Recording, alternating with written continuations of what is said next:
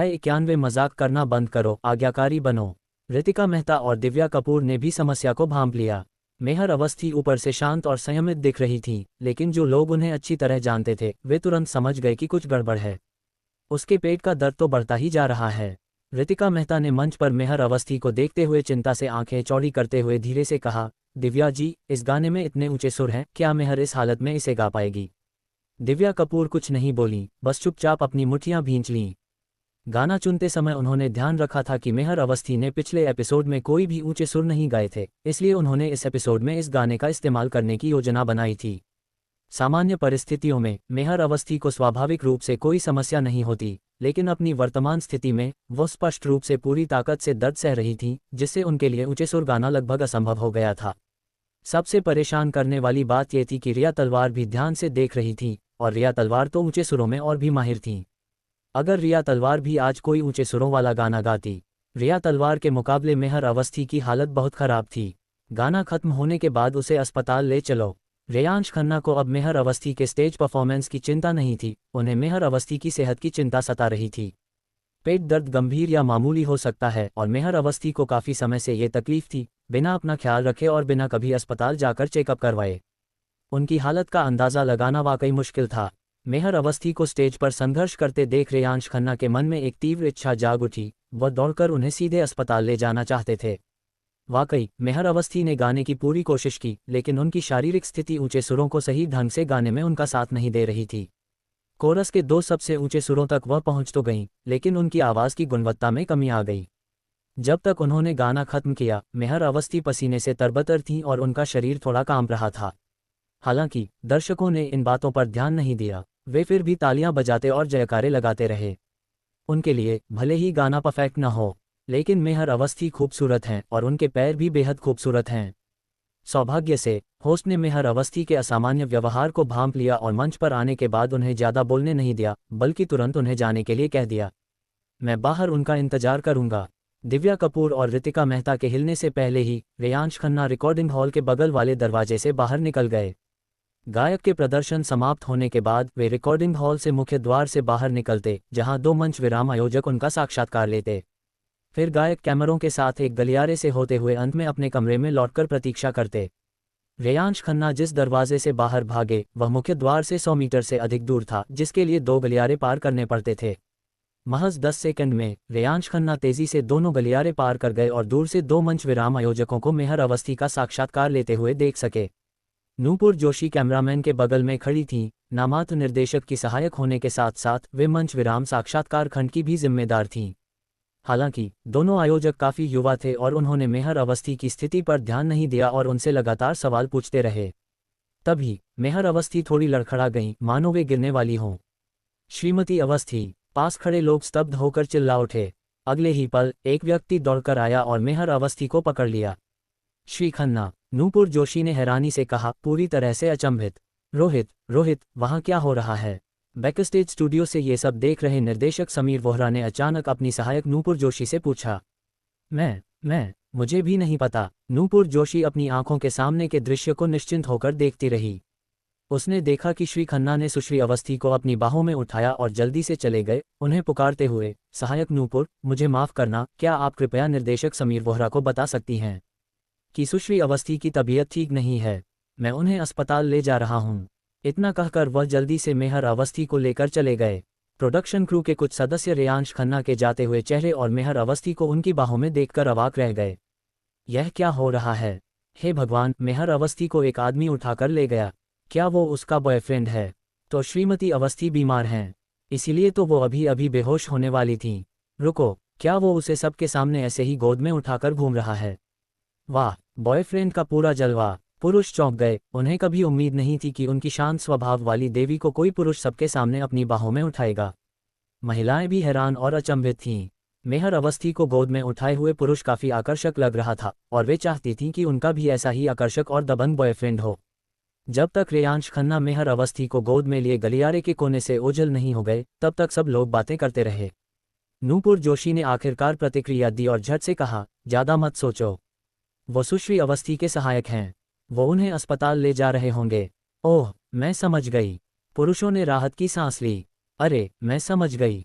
महिलाएं थोड़ी निराश हुईं। इसी क्षण दिव्या कपूर दौड़कर आई और नूपुर जोशी से माफ़ी मांगते हुए बोली, मुझे बहुत खेद है असिस्टेंट नूपुर, मेहर की तबीयत ठीक नहीं है, शायद उसे अचानक कुछ हो गया है, इसलिए हम उसे अस्पताल ले गए। क्या आप मुझे डायरेक्टर समीर वोहरा के ऑफिस ले जा सकती हैं ताकि मैं उन्हें समझा सकूं? रेयांश खन्ना मेहर अवस्थी के साथ पहले ही जा चुके थे, लेकिन उन्हें अभी भी गड़बड़ी को ठीक करने के लिए रुकना पड़ा। ठीक है, कोई बात नहीं। डायरेक्टर समीर वोहरा को स्थिति का अंदाजा तो है ही, चलिए मैं आपको वहां ले चलती हूं। नूपुर जोशी जल्दी से दिव्या कपूर को डायरेक्टर के पास ले गईं। इसी बीच रेयांश खन्ना मेहर अवस्थी को लिफ्ट की ओर ले जा रहे थे और रितिका मेहता उनके पीछे पीछे आ रही थीं। हालांकि रितिका मेहता ने पाया कि थोड़ी देर दौड़ने के बाद भी वह मेहर अवस्थी को गोद में लिए रेयांश खन्ना के साथ कदम से कदम मिलाकर नहीं चल पा रही थी और हौंफते हुए उनके पीछे पीछे ही चल रही थी। मैं ठीक हूँ, मुझे नीचे उतारो। इस समय रेयांश खन्ना की बाहों में लिपटी मेहर अवस्थी के माथे पर पसीने की बूंदें थीं और वह बेहद कमजोर थी। उसने रेयांश खन्ना की छाती पर सहारा लेने के लिए अपने हाथ उठाए और उनकी बाहों से नीचे उतरने की कोशिश की। यह उसके जीवन में पहली बार था जब किसी पुरुष ने उसे इस तरह से पकड़ा था। दर्द के साथ साथ उसे घबराहट भी हो रही थी। बात मत करो, आराम करो, मैं तुम्हें अस्पताल ले चलता हूँ। रेयांश खन्ना भी हौंफ रहे थे, लेकिन उनकी चाल तेज हो गई। मेहर अवस्थी को इतने दर्द और कमजोरी में देखकर उनका दिल जैसे गर्म लोहे से झुलस रहा हो। मैं अस्पताल नहीं जाना चाहती, मैं नहीं जाना चाहती। अस्पताल जाने की बात सुनकर मेहर अवस्थी छटपटाने लगी। बस करो, अच्छे बच्चे बनो। रेयांश खन्ना अचानक दहाड़ा, जिससे पीछे चल रही रितिका मेहता चौंक गई। रेयांश खन्ना की बाहों में बैठी मेहर अवस्थी भी कांप उठी। तभी लिफ्ट आ गई। रेयांश खन्ना मेहर अवस्थी को अंदर ले गया और रितिका मेहता भी जल्दी से उसके पीछे चली गई। सौभाग्य से लिफ्ट खाली थी। हालांकि रितिका मेहता चिंतित थी। मेहर को किसी पुरुष ने इस तरह कब डांटा था? मेहर के स्वभाव को जानते हुए उसे यकीन था कि वह रेयांश खन्ना से झगड़ा शुरू कर देगी। अध्याय 92 तुम किस तरह के बॉयफ्रेंड हो? रितिका मेहता को आश्चर्य हुआ कि रेयांश खन्ना के डांटने के बाद भी मेहर अवस्थी गुस्सा नहीं हुई। वह बस उसे खाली निगाहों से देखती रही और फिर शांत हो गई। हैं? रितिका मेहता अविश्वास से मुंह खुला रह गया। उनके पीछे खड़ी सहायक ने दबे पांव मेहर अवस्थी के चेहरे के भाव देखे। आमतौर पर अलग थलग और गर्वित रहने वाली मेहर अब रेयांश खन्ना की बाहों में सिमटी हुई थी। उसका दाहिना हाथ रेयांश की कमीज का बटन पकड़े हुए था, उसका गाल रेयांश की छाती से लगा हुआ था। वह आज्ञाकारी भाव से चुप थी और रेयांश खन्ना को उसे थामे रहने दे रही थी। क्या सच में? मेहर अचानक एक गर्वित फीनिक्स से एक शांत बिल्ली के बच्चे में कैसे बदल गई? लिफ्ट जल्दी से भूमिगत पार्किंग स्थल पर पहुंच गई। रेयांश खन्ना मेहर अवस्थी को बाहर ले आए और रितिका मेहता से कहा, जल्दी से गाड़ी ले आओ। ओह ठीक है। अभी भी अचंभित रितिका मेहता जल्दी से गाड़ी लेने दौड़ी। रेयांश खन्ना मेहर अवस्थी को पकड़े हुए इंतजार करते रहे। रितिका मेहता ने जल्दी से गाड़ी चलाई, दरवाजा खोला और रेयांश खन्ना मेहर अवस्थी को अपनी बाहों में लिए हुए अंदर बैठ गए। गाड़ी स्टार्ट हुई और पास के अस्पताल की ओर चल पड़ी। अंत में रेयांश खन्ना ने मेहर अवस्थी को नीचे उतारा और पिछली सीट पर सीधा लिटा दिया। रेयांश खन्ना उसके बगल में बैठ गए और उसका पेट सहलाने लगे ताकि उसका दर्द कम हो सके। दिन और रात की स्क्रिप्ट पृथ्वी की स्मृति से कॉपी की जा रही है। 90% प्रगति हो चुकी है। दिन रात के अंधेरे को नहीं समझता का गीत पृथ्वी की स्मृति से कॉपी किया जा रहा है। 90% प्रगति हो चुकी है। बाद में का गीत पृथ्वी की स्मृति से कॉपी किया जा रहा है। 40% प्रगति हो चुकी है। आखिरकार तुम्हारा इंतजार कर रहा हूं का गीत पृथ्वी की स्मृति से कॉपी किया जा रहा है। 40% प्रगति हो चुकी है। अभी अभी रेयांश खन्ना ने मेहर अवस्थी को उठाया और अब वह उनकी मालिश कर रहे हैं। चारों स्मृति प्रगति लाइनें अभूतपूर्व गति से बढ़ रही हैं। हालांकि रेयांश खन्ना के पास अपनी स्मृति प्रगति पर ध्यान देने का समय नहीं था। उनका पूरा ध्यान मेहर अवस्थी पर था। मालिश करते हुए उन्होंने धीरे से पूछा, क्या तुम्हें बेहतर लग रहा है? मेहर अवस्थी ने कमजोर स्वर में उत्तर दिया, क्या मैं नहीं जा सकती? उनका स्वर पहले जैसा दृढ़ नहीं था, उसमें थोड़ी विनती और नखरे का भाव भी था। आगे गाड़ी चला रही रितिका मेहता लगभग स्टीयरिंग व्हील पर से नियंत्रण खो बैठी। हे भगवान, क्या मेहर नखरे कर रही है? क्या मुझे भ्रम हो रहा है? रितिका मेहता को यकीन नहीं हो रहा था कि वह मेहर को किसी पुरुष से इस लहजे में बात करते हुए सुन सकती है। ये तो बहुत अजीब है। मेहर के नखरे का कौन सा आदमी विरोध कर सकता है? वह तो उसकी हर बात मान लेगा। हालांकि रितिका मेहता फिर गलत थीं। नहीं, तुम पहले अस्पताल नहीं जाना चाहती थी, इसीलिए हालत बिगड़ गई। मुझे तुम्हें आज ही अस्पताल ले जाना होगा। रेयांश खन्ना का लहजा दृढ़ और अटल था। मेहर अवस्थी ने अपने होंठ सिकोड़ लिए। उसकी आंखें अचानक लाल हो गईं। वह बेहद दयनीय लग रही थी। रितिका मेहता गाड़ी चला रही थीं और मेहर अवस्थी के चेहरे के हाव भाव नहीं देख पाईं, वरना उनकी छोटी सहायक का नजरिया फिर हिल जाता। हालांकि रेयांश खन्ना दृढ़ निश्चयी थे। अस्पतालों को लेकर मेहर अवस्थी की चाहे जो भी हिचक या डर हो, उनकी मौजूदा हालत के कारण उन्हें अस्पताल ले जाना जरूरी था। इसी समय दिव्या कपूर का फोन आया। निर्देशक समीर वोहरा ने स्थिति स्पष्ट कर दी थी और प्रोडक्शन टीम ने भी उनकी बात समझ ली थी, क्योंकि मेहर अवस्थी का प्रदर्शन पहले ही समाप्त हो चुका था। रैंकिंग की अंतिम घोषणा के बारे में समीर वोहरा बाद में कैमरे पर दर्शकों को बताएंगे। रितिका मेहता तुरंत स्टार सिटी टीवी के नज़दीकी अस्पताल के लिए रवाना हुईं। रेयांश खन्ना ने मेहर अवस्थी को उठने में मदद की और पूछा, क्या आप चल सकती हैं? मेहर अवस्थी ने थोड़ी देर आराम किया और रेयांश खन्ना ने उनकी मालिश की। उन्हें थोड़ा बेहतर महसूस हुआ। उन्होंने अपने होंठ दबाए, ये कहना चाहती थीं कि वह नहीं जाना चाहती, लेकिन रेयांश खन्ना ने उन्हें बीच में ही रोक दिया। आपको आज अस्पताल जाना ही होगा। यहाँ तक कि यीशु भी आपको नहीं रोक सकते, मैंने कहा है। मेहर अवस्थी कुछ नहीं बोली। उन्होंने रेयांश खन्ना और रितिका मेहता को कार से बाहर निकलने में मदद करने दी। तीनों अस्पताल में दाखिल हुए। जैसे ही वे अस्पताल के गेट से अंदर गए, दोनों पुरुषों ने मेहर अवस्थी के शरीर में हल्की सी कंपन महसूस की। हालांकि रेयांश खन्ना ने जरा भी रहम नहीं दिखाया और जल्दी से मेहर अवस्थी को अस्पताल के अंदर ले गए। दिव्या कपूर और रितिका मेहता हमेशा से उन्हें छूट देती थीं, उन्हें मनमानी करने देती थीं, इसीलिए उनके पेट का दर्द इतना बढ़ गया था। जब तक वह उनके साथ थे, वह मेहर अवस्थी को अपनी सेहत के प्रति इतनी लापरवाही कभी नहीं करने देंगे। रितिका मेहता द्वारा मेहर अवस्थी को पास की एक कुर्सी पर बिठाने के बाद रेयांश खन्ना पंजीकरण कराने चले गए। सौभाग्य से कार से उतरते ही रितिका मेहता ने मेहर अवस्थी को मास्क और टोपी पहना दी थी। अस्पताल में लोगों की भीड़ थी, सभी मेडिकल अपॉइंटमेंट के लिए आए थे और किसी ने भी मेहर अवस्थी को नहीं पहचाना, वरना ये सोशल मीडिया पर फिर से ट्रेंड कर रहा होता। जब रेयांश खन्ना मेहर अवस्थी का पंजीकरण करा रहे थे, तभी पंजीकरण विभाग की प्रभारी युवती ने मेहर अवस्थी नाम देखकर एक पल के लिए विराम लिया, लेकिन इसे महज एक संयोग मानकर उन्होंने आगे कोई प्रश्न नहीं पूछा। उन्हें तुरंत एक नंबर मिल गया। पेट की समस्या तीसरी मंजिल पर स्थित गैस्ट्रोएंटेरोलॉजी विभाग के अंतर्गत आती थी। रेयांश खन्ना और रितिका मेहता ने मेहर अवस्थी को लिफ्ट से तीसरी मंजिल तक पहुंचाया। मेहर अवस्थी लगभग पूरी तरह से थकी हुई थीं और उनका चेहरा उतरा हुआ था। ऐसा लग रहा था मानो उन्हें अस्पतालों से कोई असहनीय भय हो। रेयांश खन्ना ने आपातकालीन कक्ष में पंजीकरण करा लिया था, इसलिए उन्हें कतार में लगने की आवश्यकता नहीं थी। वे सीधे गैस्ट्रोएंटेरोलॉजी विभाग के एक सहायक मुख्य चिकित्सक के परामर्श कक्ष में चले गए। डॉक्टर एक अधेड़ उम्र की महिला थीं, जिनका चेहरा दयालु था, लेकिन मेहर अवस्थी की जांच करने के बाद उनका चेहरा गंभीर हो गया। उसने पूछा, आपको ये पेट दर्द कब से है? अस्पताल में भर्ती होते ही मेहर अवस्थी उदास और सिर झुकाए बैठी थीं, बोलने से डर रही थीं। उनके बगल में खड़ी रितिका मेहता ने कहा, 2 साल से ज्यादा हो गए हैं। करीब 6 महीने पहले उन्हें बहुत तेज दर्द हुआ था, लेकिन रितिका मेहता ने मेहर अवस्थी की तरफ देखा और आगे कहा, लेकिन वो अस्पताल नहीं आना चाहती थी, इसलिए हमने एक प्राइवेट क्लिनिक से डॉक्टर को घर बुलाया। लेकिन उन्होंने कोई दवा नहीं ली और जब दर्द कम हुआ तो हमने ध्यान देना बंद कर दिया। बकवास। डॉक्टर गुस्से में मेहर अवस्थी से सख्ती से बोली, ये तो तीव्र गैस्ट्राइटिस है। आपको नसों में एंटीबायोटिक्स चढ़ाने की ज़रूरत है। आपने दर्द के उन सभी पिछले दौरों को कैसे सहन किया? क्या आपके दोस्तों ने उन्हें समझाने की कोशिश नहीं की? और आप? महिला डॉक्टर ने रेयांश खन्ना की ओर देखा, उनका लहजा और भी गंभीर हो गया। तुम कैसे बॉयफ्रेंड हो? क्या तुम्हें नहीं पता कि अगर यह ऐसे ही चलता रहा तो इससे पेट में छेद हो सकता है, पेट से खून बह सकता है और लक्षण और भी बिगड़ सकते हैं, जिससे इलाज असंभव हो जाएगा।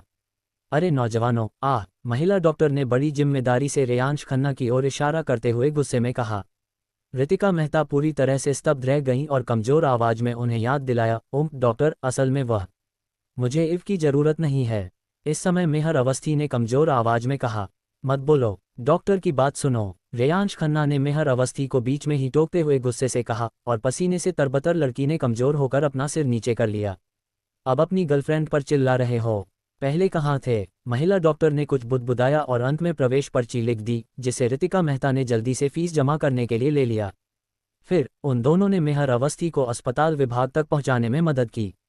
सुविधा के लिए रितिका मेहता ने एक निजी कमरा बुक कराया था, जिसमें एक अस्पताल का बिस्तर, देखभाल करने वाले के लिए एक सोफा बेड और एक बाथरूम था।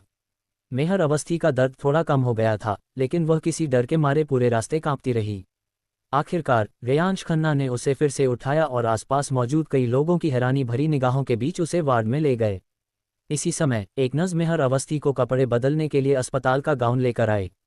जैसे ही रेयांश खन्ना जाने वाले थे, बिस्तर पर लेटी मेहर अवस्थी ने अचानक उनका हाथ पकड़ लिया। उनकी आवाज़ कांप रही थी। आप मत जाए। अध्याय 93। इस एपिसोड में रिया तलवार विजयी रहीं। वार्ड में नज़ मेहर अवस्थी और रेयांश खन्ना को हैरानी से देखती रही। ये युवा नज़, शायद मशहूर हस्तियों की प्रशंसक, मेहर अवस्थी के आते ही उसे देखती रही, मानो उसे पहचान लिया हो। फिर ये सुनकर कि मेहर अवस्थी इस आदमी के सामने कपड़े बदलने वाली है, नज़ की आंखें चौड़ी हो गईं। रितिका मेहता को डर था कि नज़ मेहर अवस्थी को पहचान लेगी, इसलिए उन्होंने झट से कहा, मैं इन्हें कपड़े बदलने में मदद कर दूंगी, धन्यवाद। नज़ ने अनिच्छा से सिर हिलाया और कई बार पीछे मुड़कर चली गई। रितिका मेहता ने मेहर अवस्थी को देखा, जो अभी भी रेयांश खन्ना की कलाई पकड़े हुए थी, और खांसते हुए बोली, मेहर, ओम, क्या आप श्री खन्ना को कमरे में अपने साथ रहने देंगी जब तक हम कपड़े बदलने के लिए पर्दा हटा देते हैं? आज मेहर ने उनके बारे में रितिका की पिछली धारणा को पूरी तरह से तोड़ दिया। शायद बीमारी इंसान को ज्यादा कमजोर बना देती है, और अस्पतालों के डर के साथ मेहर अवस्थी का हमेशा का शांत और मजबूत बाहरी रूप टूट गया, जिससे उनका सबसे कमजोर दिल सामने आ गया। रितिका मेहता की बात सुनकर मेहर अवस्थी ने आखिरकार रेयांश खन्ना का हाथ छोड़ दिया, लेकिन फिर भी संदेह भरी नज़रों से देख रही थी, मानो उन्हें डर था कि रेयांश खन्ना वार्ड से चुपके से बाहर निकल जाएंगे। कोई बात नहीं, मैं अभी बाहर ही हूँ, मेरी बात सुनो। रेयांश खन्ना ने कोमल स्वर में मेहर अवस्थी की पतली कलाई पर थपथपाया। उनकी आवाज़ सौम्य थी और मेहर अवस्थी धीरे धीरे शांत हो गईं। रेयांश खन्ना एक तरफ चले गए और रितिका मेहता ने बिस्तर के सामने पर्दा खींचकर दृश्य को रोक दिया। फिर अंदर मेहर अवस्थी के कपड़े बदलने लगीं। दिन का उजाला था और रोशनी तेज थी, इसलिए पर्दा पूरी तरह से दृश्य को नहीं रोक पाया। रेयांश खन्ना रितिका मेहता को मेहर अवस्थी के कपड़े उतारने में मदद करते हुए देख सकते थे। उनके शरीर के उभार और उनकी बेदाग सुंदरता धुंधली सी दिखाई दे रही थी। रेयांश खन्ना ने तुरंत नजरें हटाकर वार्ड की ओर देखा। उसी क्षण वार्ड का दरवाजा खुला और दिव्या कपूर अंदर आईं। वार्ड का दृश्य देखकर वह स्तब्ध रह गईं। स्पष्ट रूप से उन्हें उम्मीद नहीं थी कि मेहर अवस्थी के कपड़े बदलते समय रेयांश खन्ना वहां मौजूद होंगे। हालांकि पिछली बार कार में कपड़े बदलते समय मेहर अवस्थी ने रेयांश खन्ना से बचने की कोशिश नहीं की थी। ये याद करके दिव्या कपूर आश्चर्यचकित नहीं हुई, बस अनजाने में एक आह भरी। ऐसा लग रहा था जैसे कोई बेटी बड़ी होकर आत्मनिर्भर हो रही हो। दिव्या कपूर मदद करने के लिए अंदर गईं और मेहर अवस्थी ने झटपट अपना अस्पताल का गाउन पहन लिया। तभी एक नर्स आईवी कार्ड लेकर आए। अब एक और समस्या खड़ी हो गई। मेहर अवस्थी ने आईवी लगवाने से साफ इनकार कर दिया, चादर के नीचे दुबक गईं और हाथ बाहर निकालने से मना कर दिया। एक बड़ी औरत आईवी से डर रही है। पहली बार ऐसी स्थिति का सामना कर रही नर्स को यह थोड़ा हास्यास्पद लगा। दिव्या कपूर और रितिका मेहता ने बिस्तर के पास उनसे विनती की, लेकिन मेहर अवस्थी चादर के नीचे छिपी रहीं। रेयांश खन्ना पास आए, चादर हटाए और महिलाओं की सिसकियों के बीच मेहर अवस्थी का हाथ पकड़कर नर्स की ओर मुड़े और बोले, कृपया इन्हें आईवी लगा दीजिए। नहीं, मेहर अवस्थी सुई से डरने वाले बच्चे की तरह चीख उठीं। अगर वह इतनी कमजोर न होती तो शायद उसे और भी ज्यादा संघर्ष करना पड़ता। रेयांश खन्ना ने उसकी ओर मुड़कर कहा, अगर तुम ठीक से बर्ताव नहीं करोगी तो मैं चला जाऊंगा। उसकी बात सुनकर मेहर अवस्थी एकदम शांत हो गई और धीरे से लेट गई। रेयांश खन्ना ने उसका हाथ पकड़कर नस की ओर बढ़ाया। दिव्या कपूर और रितिका मेहता ने हैरानी भरी निगाहों से एक दूसरे को देखा, दोनों ही कुछ अचंभित थीं। रितिका मेहता ने धीरे से कहा, ये ठीक है। नज़ ने मेहर अवस्थी के हाथ पर हल्के से थपथपाकर उसे आराम दिलाया। जल्दी से इफ सुई लगाई, बैग लटकाया और इन्फ्यूजन शुरू कर दिया। आखिर में उसने थोड़ी हैरानी से कहा, तुम्हें सुइयों से डर तो नहीं लगता? पूरी प्रक्रिया के दौरान मेहर अवस्थी ने न तो छटपटाया और न ही दर्द से चिल्लाई, जिससे साफ पता चलता है कि यह सिर्फ इंजेक्शन का डर नहीं था। नज़ ने रेयांश खन्ना को बताया कि अगले 2 दिनों में मेहर अवस्थी को 2 इव ड्रिप की जरूरत होगी, हर बार 3 सेट तरल पदार्थ, जिनमें ज़्यादातर सूजन रोधी दवाएं होंगी। डॉक्टर ने पेट की सेहत और सूजन के लिए कई दवाएं भी लिखी थीं। दरअसल मेहर अवस्थी की पेट की समस्या गंभीर नहीं थी। सूजन कम करने वाली दवाइयों के इस दौर के बाद उचित देखभाल और आराम के साथ साथ 1 हफ्ते की दवाइयों से वह ठीक हो जानी चाहिए थी। हालांकि अगर वह अस्पताल आने में देरी करती रही तो एक छोटी सी बीमारी गंभीर रूप ले सकती थी, इसीलिए डॉक्टर पहले इतने चिंतित थे। इतनी कम उम्र में गंभीर बीमारी को नज़रअंदाज करना, क्या यह उसकी सेहत के साथ खिलवाड़ नहीं था? इंजेक्शन और आईवी ड्रिप शुरू होने के बाद मेहर अवस्थी ने अपनी आंखें बंद रखीं, दूसरा हाथ कसकर मुट्ठी में बंद किया। साफ तौर पर वह अभी भी थोड़ी घबराई हुई थी। इसी समय दिव्या कपूर को कार्यक्रम की टीम से फोन आया। कुछ शब्द कहकर उन्होंने फोन काट दिया। उनका चेहरा थोड़ा उदास लग रहा था। क्या हुआ दिव्या जी? रेयांश खन्ना ने पूछा। दिव्या कपूर ने मेहर अवस्थी की तरफ देखा, एक पल के लिए हिचकिचाई और फिर बोली, इस दौर की रैंकिंग आ गई है। मेहर 5वें स्थान पर है। रितिका मेहता ने कहा, ये बुरा नहीं है, ये देखते हुए कि मेहर बीमार होने के बावजूद स्टेज पर गई थी। दिव्या कपूर ने आगे कहा, रिया तलवार पहले नंबर पर हैं। कमरा शांत हो गया। रितिका मेहता ने उदास होकर कहा, रिया तलवार अब कितनी इतरा रही होंगी। आह। उनके बोलने से पहले ही मेहर अवस्थी का फोन बज उठा। कॉलर आईडी पर रिया तलवार का नाम था। मेहर अवस्थी और रिया तलवार कई बार मिल चुकी थीं और उन्होंने एक दूसरे के फ़ोन नंबर भी एक्सचेंज किए थे, लेकिन उन्होंने कभी एक दूसरे से संपर्क नहीं किया था। उन्हें रिया तलवार के अभी कॉल करने की उम्मीद नहीं थी। दिखावा करने की कोशिश कर रही हैं, है ना? मेहर, मैं फ़ोन रख रही हूँ। जैसे ही रितिका मेहता फ़ोन रखने ही वाली थी, मेहर अवस्थी ने अचानक कहा, फ़ोन उठाओ। स्पीकर फ़ोन इस्तेमाल करो। चलिए सुनते हैं कि उसे क्या कहना है। दिव्या कपूर ने उसे याद दिलाया और रितिका मेहता ने जवाब दिया और स्पीकर फ़ोन बटन दबा दिया। दूसरी तरफ से रिया तलवार की आवाज़ आई, मेहर अवस्थी, मैंने सुना है तुम बीमार हो। क्या कुछ गड़बड़ है? मेहर अवस्थी ने अस्पताल के बिस्तर पर लेटे हुए शांत भाव से पूछा। उस पल वह अपने हमेशा के अकड़ू और घमंडी पॉप स्टार वाले अंदाज में लौट आई। चूंकि तुम बीमार हो तो मेरे जीतने का कोई मतलब नहीं। अगली बार बात करते हैं। मैं तुम्हें हार मानने पर मजबूर कर दूंगी, रिया तलवार ने आत्मविश्वास से कहा। अगली बार मिलते हैं, मेहर अवस्थी ने शांत भाव से जवाब दिया और रितिका मेहता ने गुस्से में फ़ोन काटते हुए कहा, इस आदमी का क्या मतलब है? अगर मेहर बीमार नहीं होती तो क्या वह इस बार पहला स्थान पाती? दिव्या कपूर ने थोड़ा भौहें चढ़ाते हुए कहा, मैंने अभी निर्देशक समीर वोहरा से पूछा, रिया तलवार को इस बार बहुत सारे वोट मिले हैं, दूसरे स्थान से कहीं ज्यादा।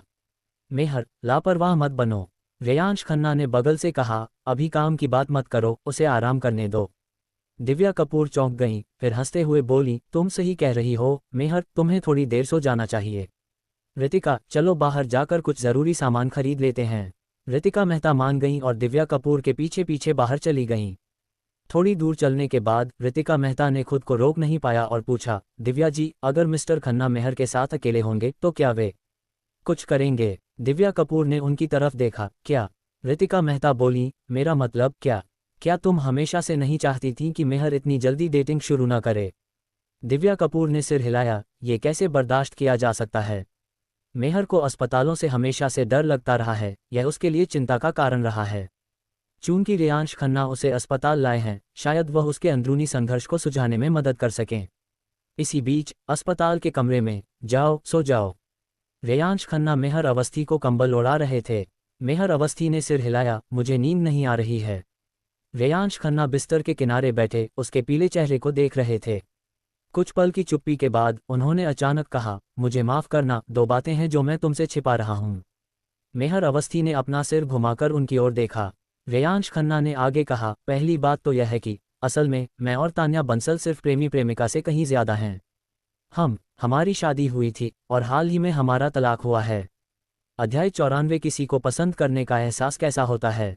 इंसान आसानी से आवेग में आ जाते हैं। मेहर अवस्थी को अस्पताल के बिस्तर पर कमज़ोर हालत में लेटे देखकर रेयांश खन्ना को अनायास ही अपराधबोध हुआ। उन्हें लगा कि उन्होंने उससे दो बातें छिपाई हैं और वह उसके साथ विश्वासघात कर रहे हैं। दरअसल सोचने पर उनका रिश्ता महज बॉस और असिस्टेंट का था। रेयांश खन्ना को सिर्फ अपने कर्तव्यों का पालन करना था। बाकी सब उनकी निजी बातें थीं और मेहर अवस्थी को बताने की कोई ज़रूरत नहीं थी। हालांकि जब मेहर अवस्थी ने उसका हाथ पकड़कर उसे न जाने की विनती की तो रेयांश खन्ना का अपराधबोध अब छिपा नहीं रह सका। अब आखिरकार यह खुलासा करते हुए कि वह और तान्या बंसल कभी पति पत्नी थे, वह थोड़ा बेचैन हो गया। मेहर अवस्थी की क्या प्रतिक्रिया होगी? वार्ड में सन्नाटा छा गया। मेहर अवस्थी ने अपना सिर नीचे कर लिया, उसके चेहरे पर कोई भाव नहीं था। श्रीमती अवस्थी, रेयांश खन्ना ने धीरे से पुकारा। मेहर अवस्थी चुप रहीं। रेयांश खन्ना थोड़ा खोया हुआ और उलझन में महसूस कर रहा था। मुझे इतना अपराधबोध क्यों हो रहा था? मुझे थोड़ी ठंड लग रही है। कुछ देर बाद मेहर अवस्थी बोली। रेयांश खन्ना ने झट से कहा, मैं आपके लिए कंबल लाता हूँ। मेरे हाथ ठंडे हैं। मेहर अवस्थी ने आगे कहा। उनकी नज़र अपने बाएं हाथ पर पड़ी जिसमें इव ड्रिप लगी हुई थी। रेयांश खन्ना समझ गए और बोले, ओह, आईवी का फ्लूइड ठंडा है और कमरे में एयर कंडीशनिंग चल रही है, इसलिए आपके हाथ ठंडे होंगे। कोई बात नहीं। मेहर अवस्थी ने उनकी ओर देखा और जिद करते हुए कहा, मुझे ठंड लग रही है। रेयांश खन्ना चौंक गए और अनजाने में बोले, तो क्या मैं आपके हाथों को गर्म कर दूं? मेहर अवस्थी कुछ नहीं बोली, बस धीरे से सिर हिलाया। रेयांश खन्ना एक पल के लिए हिचकिचाए, फिर धीरे से हाथ बढ़ाकर मेहर अवस्थी का बायां हाथ, जिसमें आईवी ड्रिप लगी थी, हल्के से पकड़ लिया। स्पर्श कोमल और चिकना था, फिर भी बर्फीला ठंडा था। मेहर अवस्थी का शरीर थोड़ा अकड़ गया, उनका सिर नीचे झुक गया, उनके छोटे गोरे कान लाल हो गए। रेयांश खन्ना को थोड़ा अजीब लगा। उन्होंने धीरे से मेहर अवस्थी के छोटे हाथों को अपने हाथों में लिया और उन्हें गर्म किया, लेकिन हाथ के पिछले हिस्से पर लगी आईवी सुई को छूने से बचते रहे। एक पल के लिए दोनों में से किसी को समझ नहीं आया कि क्या कहें, और वार्ड में फिर से सन्नाटा छा गया। हालांकि पहले की तुलना में अब कुछ ज्यादा गर्माहट महसूस हो रही थी। यह मेरा पहली बार है, मेहर अवस्थी ने सिर झुकाए धीमी आवाज में कहा। क्या? रेयांश खन्ना ने पूछा। पहली बार इव लगवा रही हूं, मेहर अवस्थी ने आगे कहा। हाँ, मुझे पता है। तुम्हें पहले कभी अस्पताल जाना पसंद नहीं था, इसलिए स्वाभाविक रूप से ये तुम्हारा पहली बार इव लगवाना है। और तुम कितनी बार अस्पताल जा चुकी हो? मुझे याद नहीं। ओह, वे यूं ही बातें करते रहे, महत्वहीन बातें करते रहे, लेकिन रेयांश खन्ना को साफ महसूस हो रहा था कि मेहर अवस्थी के हाथ अब उतने ठंडे नहीं रहे थे। क्या तुम्हारे पेट में अभी भी दर्द है? रेयांश खन्ना ने धीरे से पूछा। मेहर अवस्थी ने उन्हें जवाब नहीं दिया, बल्कि अचानक ऊपर देखा और पूछा, जब तुमने उससे शादी की थी तो क्या तुम उसे पसंद करते थे? रेयांश खन्ना चौंक गए। तब उन्हें एहसास हुआ कि मेहर अवस्थी तान्या बंसल का जिक्र कर रही थीं। उन्होंने सिर हिलाकर कहा, बेशक, मैं उसे तब पसंद करता था, वरना उससे शादी क्यों करता? क्या वह तुम्हें पसंद करती थी? मेहर अवस्थी ने फिर पूछा। मुझे लगता है कि वह भी मुझे तब पसंद करती थी, रेयांश खन्ना ने जवाब दिया। मेहर अवस्थी ने नम आंखों से उसकी ओर देखा, उनकी आंखें उलझन से भर उठी थीं। किसी को पसंद करने का एहसास कैसा होता है? रेयांश खन्ना ने एक पल सोचा और जवाब दिया, हर किसी की भावनाएं अलग अलग होती हैं। कुछ लोग जिसे पसंद करते हैं उसके लिए कुछ भी करने को तैयार रहते हैं, कुछ उसे पूरी तरह से नियंत्रित करना चाहते हैं, कुछ शायद दूर से ही देखकर संतुष्ट हो जाते हैं, और कुछ अपनी भावनाओं को लेकर बहुत तर्कसंगत होते हैं, न तो बहुत विनम्र और न ही बहुत स्वार्थी। मेहर अवस्थी गहरी सोच में डूब गईं और थोड़ी देर बाद पूछा, तुम किस तरह के हो? रेयांश खन्ना थोड़ा चौंक गए, काफी देर तक गंभीरता से सोचा और फिर जवाब दिया, मैं शायद तर्कसंगत किस्म का हूँ। ओह, मेहर अवस्थी ने ओह कहा और फिर पूछा, तो तुम्हें क्या लगता है मैं किस तरह की हूँ? आज वह सवालों से भरी बच्ची की तरह लग रही थी, और पूछने के बाद उसने अपनी बड़ी बड़ी नम आंखों से रेयांश खन्ना को देखा, पलकें झपकाईं जिससे रेयांश खन्ना सीधे उसकी ओर देखने में असमर्थ हो गया। ओह, रेयांश खन्ना ने काफी देर तक हिचकिचाने के बाद पूछा, श्रीमती अवस्थी, क्या आप पहले कभी किसी रिश्ते में नहीं रही हैं? बिल्कुल नहीं, मेहर अवस्थी ने बोलना समाप्त किया, फिर अचानक गुस्से से बोली, क्या तुम्हें लगता है कि हर कोई तुम्हारे जैसा है? वह अभी भी गुस्से में थी, जैसा कि उम्मीद थी। रेयांश खन्ना ने खांसा और बात बदल दी, मैंने तुम्हें पहले बताया था कि मैंने तुमसे 2 बातें छिपाई थीं। एक और बात है, असल में मैं समर हूँ। मुझे पता है। मेहर अवस्थी ने अचानक उसे बीच में ही रोक दिया। रेयांश खन्ना ने हैरानी से उसकी ओर देखा, लेकिन उसके शांत और सुंदर चेहरे पर हल्की सी मुस्कान ही दिखाई दी। मैंने तुमसे इतने लंबे समय तक झूठ बोला, क्या तुम्हें गुस्सा नहीं आया? रेयांश खन्ना ने सावधानी से पूछा। तुमने बेर के फूलों के बारे में क्यों लिखा? मेहर अवस्थी ने जवाब देने के बजाय सवाल किया। रेयांश खन्ना ने उनकी नज़रें बचाते हुए अपना सिर दूसरी तरफ घुमा लिया और कहा, आप उस समय जजों के पैनल में बैठी थीं। जब मैंने आपको देखा तो मुझे ये कविता याद आ गई। ओह, मेहर अवस्थी ने भी अपना सिर घुमाया, उनके होंठ हल्के से सिकुड़े हुए थे, लेकिन फिर जैसे कुछ याद आ गया हो, मुस्कान गायब हो गई। जलपरी गायिका खूबसूरती से नाचती है। क्या? रेयांश खन्ना चौंक गए, उन्हें समझ नहीं आया कि बातचीत फिर से यामिनी चक्रवर्ती की तरफ कैसे मुड़ गई। उसका गीत बादलों में गूंजता है, उसकी कमर घूमती बर्फ की तरह हल्के से नाचती है। मेहर अवस्थी ने अचानक एक कविता सुना दी। फिर उसने धीरे से कहा, मैंने जलमानव गायिका को नाचते हुए देखा है, वो सचमुच बहुत सुंदर है। रेयांश खन्ना ने उसके चेहरे के भाव देखे और मेहर अवस्थी ने अपना दाहिना हाथ अपने चेहरे पर रख लिया ताकि वह देख न सके। जैसे ही रेयांश खन्ना कुछ बोलने वाले थे, वार्ड के दरवाजे पर दस्तक हुई। मेहर अवस्थी ने सहज ही अपना बायां हाथ रेयांश खन्ना की पकड़ से छुड़ा लिया और रेयांश खन्ना ने भी झट से हाथ छोड़ दिया। दोनों महिलाएं कुछ संदिग्ध लग रही थीं, एक बिस्तर पर आंखें बंद करके लेटी थी, दूसरी सीधी बैठी थी। वार्ड का दरवाजा खुला और दिव्या कपूर और ऋतिका मेहता टिश्यू, तौलिए, टूथपेस्ट, टूथब्रश और अन्य दैनिक उपयोग की चीज़ों से भरे बड़े बड़े बैग लेकर अंदर आईं। माफ़ करना मेहर, इतना सारा सामान है, मैं अब और खड़ा नहीं रह सकता। जैसे ही हम इसे रख देंगे हम निकल जाएंगे, ठीक है? तुम बहुत ज़्यादा बोलती हो। दिव्या कपूर ने जीभ निकालकर ऋतिका मेहता को शरारती अंदाज में थप्पड़ मारा। रेयांश खन्ना जल्दी से उठकर सामान अलमारी में रखने में उनकी मदद करने लगे। उन्होंने वाकई काफ़ी सामान खरीदा था, जिसमें दैनिक ज़रूरत की चीज़ें, फल, तिल का पेस्ट और मरीजों के लिए उपयुक्त कई अन्य चीज़ें शामिल थीं। ऋतिका मेहता की बातों से लग रहा था कि वह और दिव्या कपूर काफ़ी देर से वार्ड के दरवाजे के बाहर खड़ी थीं। उनके अंदर न आने का कारण शायद ये था कि उन्होंने रेयांश खन्ना और मेहर अवस्थी को एक साथ समझ आ गया कि क्या हो रहा है। मेहर अवस्थी ने तुरंत अपना सिर चादर के नीचे छिपा लिया और कुबड़ी की तरह हो गईं। हालांकि रेयांश खन्ना ने खुद को शांत रखा और दोनों द्वारा खरीदी गई चीज़ों को सावधानी से अंदर रख दिया। ठीक है, चलो होटल वापस चलते हैं। श्री खन्ना, मेहर, आप दोनों जारी रखें। उफ, रितिका मेहता अभी बोल भी नहीं पाई थीं कि दिव्या कपूर ने उनका मुंह ढक लिया और उन्हें वार्ड से बाहर खींच लिया। थोड़ी दूर चलने के बाद दिव्या कपूर ने रितिका मेहता को छोड़ दिया। छोटी सहायक खतरे से बेखबर मुस्कुराई और बोली, दिव्या जी, क्या हमें तैयारी शुरू नहीं करनी चाहिए? दिव्या कपूर ने पूछा, किसकी तैयारी? रितिका मेहता ने मेहर अवस्थी के वार्ड की ओर देखा और हंसते हुए बोली, इस स्कैंडल से निपटने के लिए जनसंपर्क सामग्री तैयार करो। क्या ये तय नहीं है कि मेहर का भी यही हाल होगा? सिर्फ मामूली हस्तियां ही इतनी कम उम्र में डेटिंग शुरू करती हैं। मेहर इतनी छोटी है, उसका भविष्य इतना उज्ज्वल है, वह डेटिंग क्यों कर रही है? तो फिर तुम अंदर जाकर मिस्टर खन्ना को मेहर का हाथ छूने से क्यों नहीं रोका? चुप रहो, चलो। अध्याय 95। मुझे अस्पताल जाने से डर क्यों लगता है? रीजेंसी ग्रैंड होटल, कमरा नंबर 1013। ये जोड़ों के लिए बना कमरा था। अंदर प्रवेश करते ही गुलाबों से सजी लाल कालीन नजर आए। एक धुंधली रोशनी वाली वाइन कैबिनेट पर लाल शराब की एक बोतल और 2 गिलास रखे थे। अंदर की ओर एक हृदय के आकार का पलंग था जिस पर एक महिला बैठी हुई थी। महिला ने अर्ध पारदर्शी लेस वाली नाइट गाउन पहनी हुई थी जिससे उसकी खूबसूरत आकृति झलक रही थी। उसके लंबे, चिकने, सफ़ेद पैर लगभग खुले हुए थे। वह बिस्तर पर करवट लेकर लेटी हुई थी और उसकी मोहक अदाएं मंत्रमुग्ध कर देने वाली थीं। दुर्भाग्य से इतनी सलीके से सजी यह खूबसूरत महिला कमरे में अकेली थी। जिसका वह इंतजार कर रही थी वह अभी तक नहीं आया था। रेयांश खन्ना अभी तक क्यों नहीं आए? तान्या बंसल का चेहरा कुछ उदास था। स्टार सिटी टीवी के लिए एक कार्यक्रम रिकॉर्ड करने के बाद वह रीजेंसी ग्रैंड होटल पहुंची, जहां उन्होंने रेयांश खन्ना से मिलने का इंतजाम किया था और अपने पहले से बुक किए गए कपल रूम में पहुंची। पल्लवी सूरी ने भी होटल के साथ पहले से ही व्यवस्था कर रखी थी और कर्मचारियों को कमरे को बहुत ही रोमांटिक ढंग से सजाने का निर्देश दिया था। तान्या बंसल ने जल्दी से नहाया, कपड़े पहने और एक खास तरह की सेक्सी नाइट गाउन पहनी, यहाँ तक कि महंगी रेड वाइन भी तैयार रखी। वह रेयांश खन्ना के आने का इंतजार कर रही थी और अपनी कोमलता से उन्हें वापस जीतने का इरादा रखती थी। जब तक Reyansh Khanna film the unknown hero के थीम सॉन्ग के लिए उनकी मदद करने और उसके बाद से उनके लिए गाने लिखने के लिए तैयार थे, तब तक वह रेयांश खन्ना से दोबारा शादी करने और एक नेक और सौम्य पत्नी बनने में पूरी तरह सक्षम थीं। हालांकि दिखावटी होने के बावजूद तान्या बंसल वास्तव में घर के कामों, खासकर खाना पकाने में बहुत कुशल थीं। यह उनकी परवरिश का नतीजा था। उनके खाना पकाने के कौशल किसी होटल के शेफ के बराबर थे।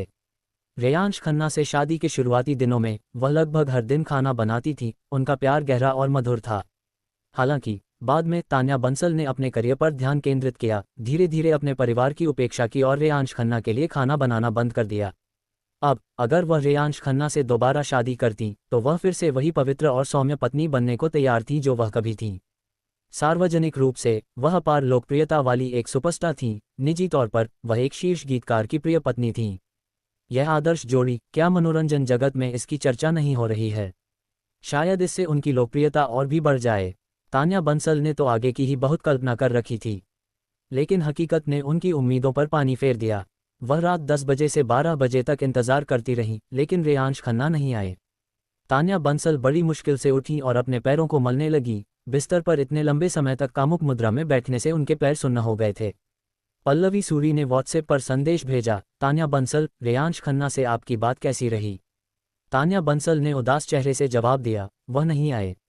कुछ पल की चुप्पी के बाद दूसरी तरफ से जवाब आया, मैं कुछ और गीतकारों से संपर्क करूंगी। तान्या बंसल ने अपना फ़ोन नीचे रख दिया और वहीं खाली निगाहों से बैठी रहीं। क्या वह सच में नहीं आ रहे? क्यों? वो मुझसे इतना प्यार करते थे, इतना स्नेह दिखाते थे, अचानक उनके मन में मेरे लिए कोई भावना कैसे नहीं रह गई? मुझे विश्वास नहीं हो रहा। अस्पताल के कमरे में रेयांश खन्ना ने अस्पताल के बिस्तर के बगल में सोफा बेड खींचा, अलमारी से कंबल निकाला, लेट गए और बिस्तर पर लेटी मेहर अवस्थी से कहा, सो जाओ। मेहर अवस्थी को अभी अभी 3 बार इव फ्लूइड चढ़ाया गया था, लेकिन सुविधा के लिए उन्हें अगले कुछ दिनों तक इव चढ़ाया जाना था, इसलिए उनके हाथ के पीछे इव कैथेटर लगा हुआ था।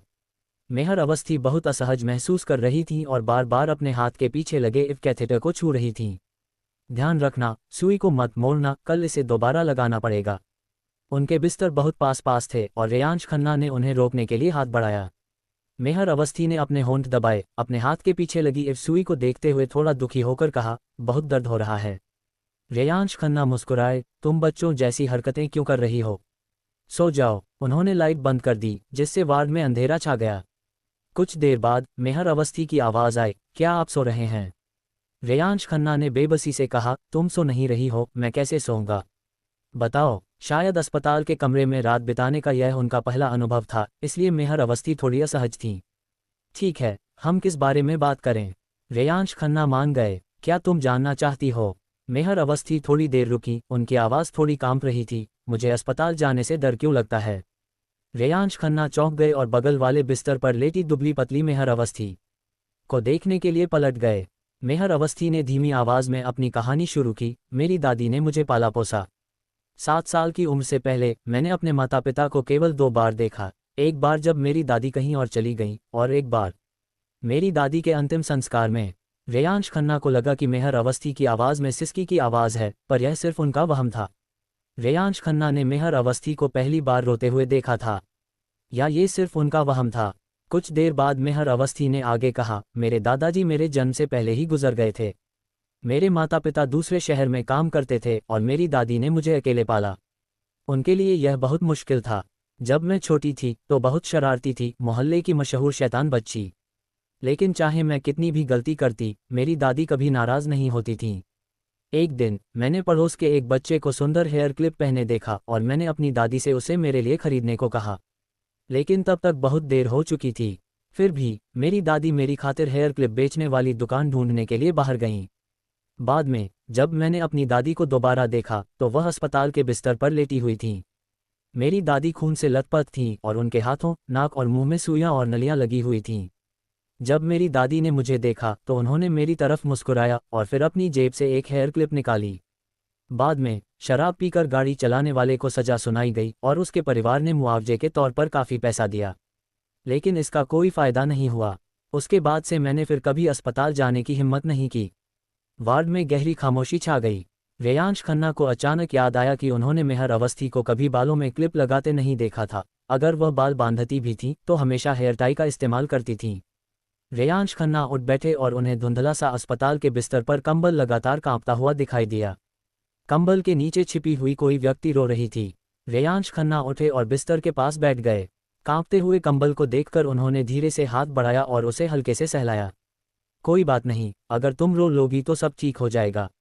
मैं नहीं रो रही। वह टिल्डर कंबल के नीचे से एक दबी हुई सिसकी सुनाई दी। शांत स्वभाव वाली वह महिला बच्चे की तरह रो रही थी।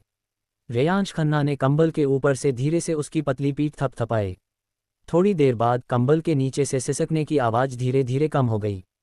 रेयांश खन्ना ने बेडसाइड टेबल से एक टिश्यू लिया, कंबल का एक कोना धीरे से हटाया और उसे मेहर को दे दिया। खुद को पोंछ लो। टिश्यू लिया गया और मेहर अवस्थी ने अंदर से कंबल वापस खींच लिया। एक पल बाद कंबल थोड़ा सा खुला और अंदर से एक भीगा हुआ टिश्यू दिया गया। रेयांश खन्ना ने टिश्यू लिया और कंबल वापस खींच लिया गया, जिससे अंदर रो रही महिला छिप गई। रेयांश खन्ना ने सिर हिलाया और मुस्कुराते हुए कंबल को हल्के से थपथपाया। क्या हमें कल दिव्या जी और ऋतिका को बताना चाहिए कि हमारी देवी रोई थी? कंबल अचानक हिल गया। साफ था कि अंदर वाली महिला नखरे कर रही थी। ठीक है, मैं नहीं बताऊंगा, मैं वादा करता हूं कि मैं किसी को नहीं बताऊंगा, रेयांश खन्ना ने जल्दी से कहा और कंबल के नीचे वाली महिला हिलना बंद कर दी। सुश्री अवस्थी, स्वर्ग में तुम्हारी दादी तुम्हें अपनी सेहत की अनदेखी करते हुए बिल्कुल नहीं देखना चाहेंगी, इसलिए। रेयांश खन्ना कंबल के पास आकर फुसफुसाया, अब से अगर तुम बीमार पड़ो तो तुम्हें डॉक्टर के पास जाना होगा और दवाइयाँ नियमित रूप से लेनी होंगी, ठीक है? कंबल थोड़ा सा उठा, जिससे बारिश में खिले नाशपाती के फूल जैसा सुंदर चेहरा दिखाई दिया। मुझे अकेले अस्पताल जाने से डर लगता है। रेयांश खन्ना ने उसकी ओर देखा, अंधेरे में उनकी आंखें मिलीं। मैं तुम्हारे साथ चलूंगा। ठीक है, अब सो जाओ, मैं तुम्हारा ख्याल रखूंगा। रेयांश खन्ना बिस्तर के किनारे पर बैठा मेहर अवस्थी को देख रहा था। दिन भर की थकान और रोने के बाद मेहर अवस्थी आखिरकार अपनी थकान के आगे हार मान गई और रेयांश खन्ना के साथ गहरी नींद में सो गई। अभी सोए हुए उसे ज़्यादा देर हुई नहीं थी कि अचानक फ़ोन की घंटी बजी। रेयांश खन्ना ने झटपट अपनी जेब से फ़ोन निकाला, पहले रिंग बंद किया, फिर स्क्रीन देखी। कॉलर आईडी पर तान्या बंसल का नाम था। अध्याय 96, पूर्व पत्नी को ब्लॉक करना। रेयांश खन्ना को याद आया कि तान्या बंसल खास तौर पर उनसे मिलने स्टार सिटी टीवी में आई थी और उन्हें उसी शाम एक होटल में मिलने का न्योता दिया था। बाद में मेहर अवस्थी बीमार पड़ गईं और जल्दबाजी में वह इस बात को पूरी तरह भूल गए थे। इसलिए रेयांश खन्ना ने तान्या बंसल का फ़ोन काट दिया। मेहर अवस्थी आखिरकार सो गई थीं और इस कॉल ने उन्हें लगभग जगा ही दिया था। अगर उन्होंने तुरंत फ़ोन नहीं काटा था तो फिर उन्होंने फ़ोन क्यों उठाया? उन्होंने झटपट अपना फ़ोन साइलेंट कर दिया। मेहर अवस्थी को देखकर लगा कि उनका चेहरा थोड़ा पीला पड़ गया था, आंखों के कोनों में आंसुओं के निशान अभी भी थे, लेकिन उनके चेहरे पर शांति थी। ऐसा लग रहा था जैसे वह गहरी नींद में सो रही हों। रेयांश खन्ना ने राहत की सांस ली और चुपचाप मेहर अवस्थी के बिस्तर के पास से उठकर अपने सोफे पर लौट आए। जैसे ही वह लेटे, उनका फ़ोन फिर से वाइब्रेट हुआ। फिर से तान्या बंसल का फ़ोन था। रेयांश खन्ना ने फिर से फ़ोन काट दिया। थोड़ी देर बाद तान्या बंसल ने व्हाट्सएप पर संदेश भेजा, रेयांश खन्ना, क्या हमारी मुलाकात तय नहीं थी? तुमने मुझे क्यों धोखा दिया? रेयांश खन्ना ने जवाब में लिखा, श्रीमती बंसल, आपने मुझसे मुलाकात तय की थी, लेकिन मैं नहीं माना। मुझे काम है, अलविदा। तान्या बंसल ने हार नहीं मानी और एक और संदेश भेजा, इस बार कहीं अधिक विनम्र, रेयांश खन्ना, मुझे माफ़ करना, मैं तुमसे मिलना चाहती हूँ।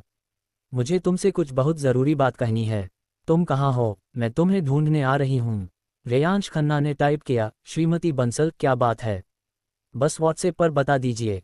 तान्या बंसल ने कहा, लेकिन मैं आपसे मिलना चाहती हूँ, रेयांश खन्ना। इतने सालों की शादी के बाद आप इतने निर्दयी तो नहीं हो सकते, है ना? रेयांश खन्ना ने उन्हें याद दिलाया, श्रीमती बंसल, हमारी शादी को सिर्फ 2 साल हुए थे और तलाक की पहल आपने ही की थी। अब जब हमारा तलाक हो चुका है तो एक दूसरे से संपर्क करने की कोई ज़रूरत नहीं है ना? तान्या बंसल ने जल्दी से विनती भरे लहजे में जवाब दिया, तलाक के बाद क्या हम दोस्त नहीं रह सकते?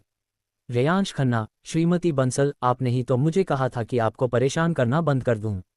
मुझे सच में अभी भी काम है। काम? क्या ये सिर्फ मेहर अवस्थी की असिस्टेंट बनना ही है? कहीं तुम उसकी खूबसूरती देखकर तो उसके प्यार में नहीं पड़ गए?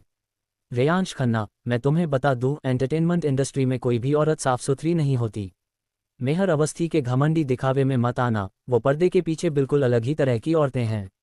बार बार ठुकराए जाने से तान्या बंसल स्पष्ट रूप से निराश हो रही थीं और अपमानजनक बातें कहने लगीं। रेयांश खन्ना का चेहरा तुरंत ठंडा पड़ गया। उन्होंने झटपट टाइप किया, तान्या बंसल, अब हमारे बीच कुछ भी कहने को नहीं है। फिर उन्होंने तान्या बंसल को व्हाट्सएप और उनके फ़ोन नंबर पर ब्लॉक कर दिया। वह उनके बारे में तो बात कर सकते थे, लेकिन मेहर अवस्थी के बारे में बुरा बोलना उन्हें बिल्कुल भी मंजूर नहीं था। अस्पताल के बिस्तर पर नज़र डालते हुए उन्होंने देखा कि मेहर अवस्थी अभी तक नहीं उठी थी, इसलिए वह लेट गए। उनकी आंखों के सामने टेक्स्ट की कुछ पंक्तियां तैरने लगीं, तारांकन, दिन और रात की स्क्रिप्ट, पृथ्वी की स्मृति प्रतिकृति प्रगति 100%, स्मृति प्रतिकृति पूर्ण। तारांकन गीत, दिन रात के अंधेरे को नहीं समझता, पृथ्वी की स्मृति प्रतिकृति प्रगति 100%, स्मृति प्रतिकृति पूर्ण। तारांकन गीत, बाद में, पृथ्वी की स्मृति प्रतिकृति प्रगति 100%, स्मृति प्रतिकृति पूर्ण। आखिरकार तुम्हारा इंतजार कर रहा हूँ, पृथ्वी पर स्मृति प्रतिकृति की प्रगति 100%, स्मृति प्रतिकृति पूर्ण। वैरायटी शो, बेटियों का रोमांस, पृथ्वी पर स्मृति प्रतिकृति की प्रगति 1%। गीत, क्षणिक वर्ष, पृथ्वी पर स्मृति प्रतिकृति की प्रगति 1%। टीवी सीरियल की स्क्रिप्ट और तीनों गानों का हर विवरण रेयांश खन्ना के दिमाग में बसा हुआ था। आज का दिन स्मृति प्रगति का विस्फोटक दिन कहा जा सकता है। दिन में स्टार सिटी टीवी पर मेहर अवस्थी को लेने से लेकर दोपहर में अस्पताल के कमरे में उनके हाथों को गर्म करने और अब उन्हें सुलाने तक, उनकी स्मृति आश्चर्यजनक गति से आगे बढ़ी और एक ही दिन में 4 भागों का संयोजन बन गया। वास्तव में आज मेहर अवस्थी के साथ उनकी अंतरंगता का स्तर तब से भी कम था जब वह उन्हें मालिश कर रहे थे, और जिस क्षण उनकी स्मृति सबसे तेजी से आगे बढ़ी वह तब नहीं था जब वह मेहर अवस्थी को पकड़े हुए थे या उनकी मालिश कर रहे थे, बल्कि तब था जब वह उनके हाथों को गर्म कर रहे थे। अब पीछे मुड़कर सोचने पर हर अंतरंग क्षण याद आता है।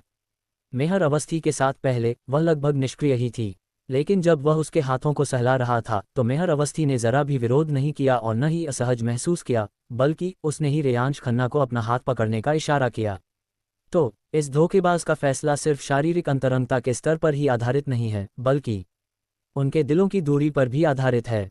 रेयांश खन्ना ने अपनी आंखें खोलीं, छत को घूरा और अचानक जाग गया। तो क्या हम अभी भी सिर्फ बॉस और कर्मचारी हैं? रीजेंसी ग्रैंड होटल, कमरा नंबर 1013। पल्लवी सूरी कमरे में दाखिल हुई, रोमांटिक सजावट पर नजर डाली और देखा कि तान्या बंसल बिस्तर पर टांगे फैलाकर लेटी हुई है, हाथ में शराब की बोतल लिए हुए, जिसमें जरा भी शालीनता नहीं है। उसने भौहें चढ़ाईं और उससे बोतल लेने के लिए आगे बढ़ी। तुम क्या कर रही हो? तान्या बंसल के गाल लाल हो गए थे और वह मूर्खतापूर्ण मुस्कान के साथ मुस्कुराईं। शालिनी जी, आप यहाँ हैं?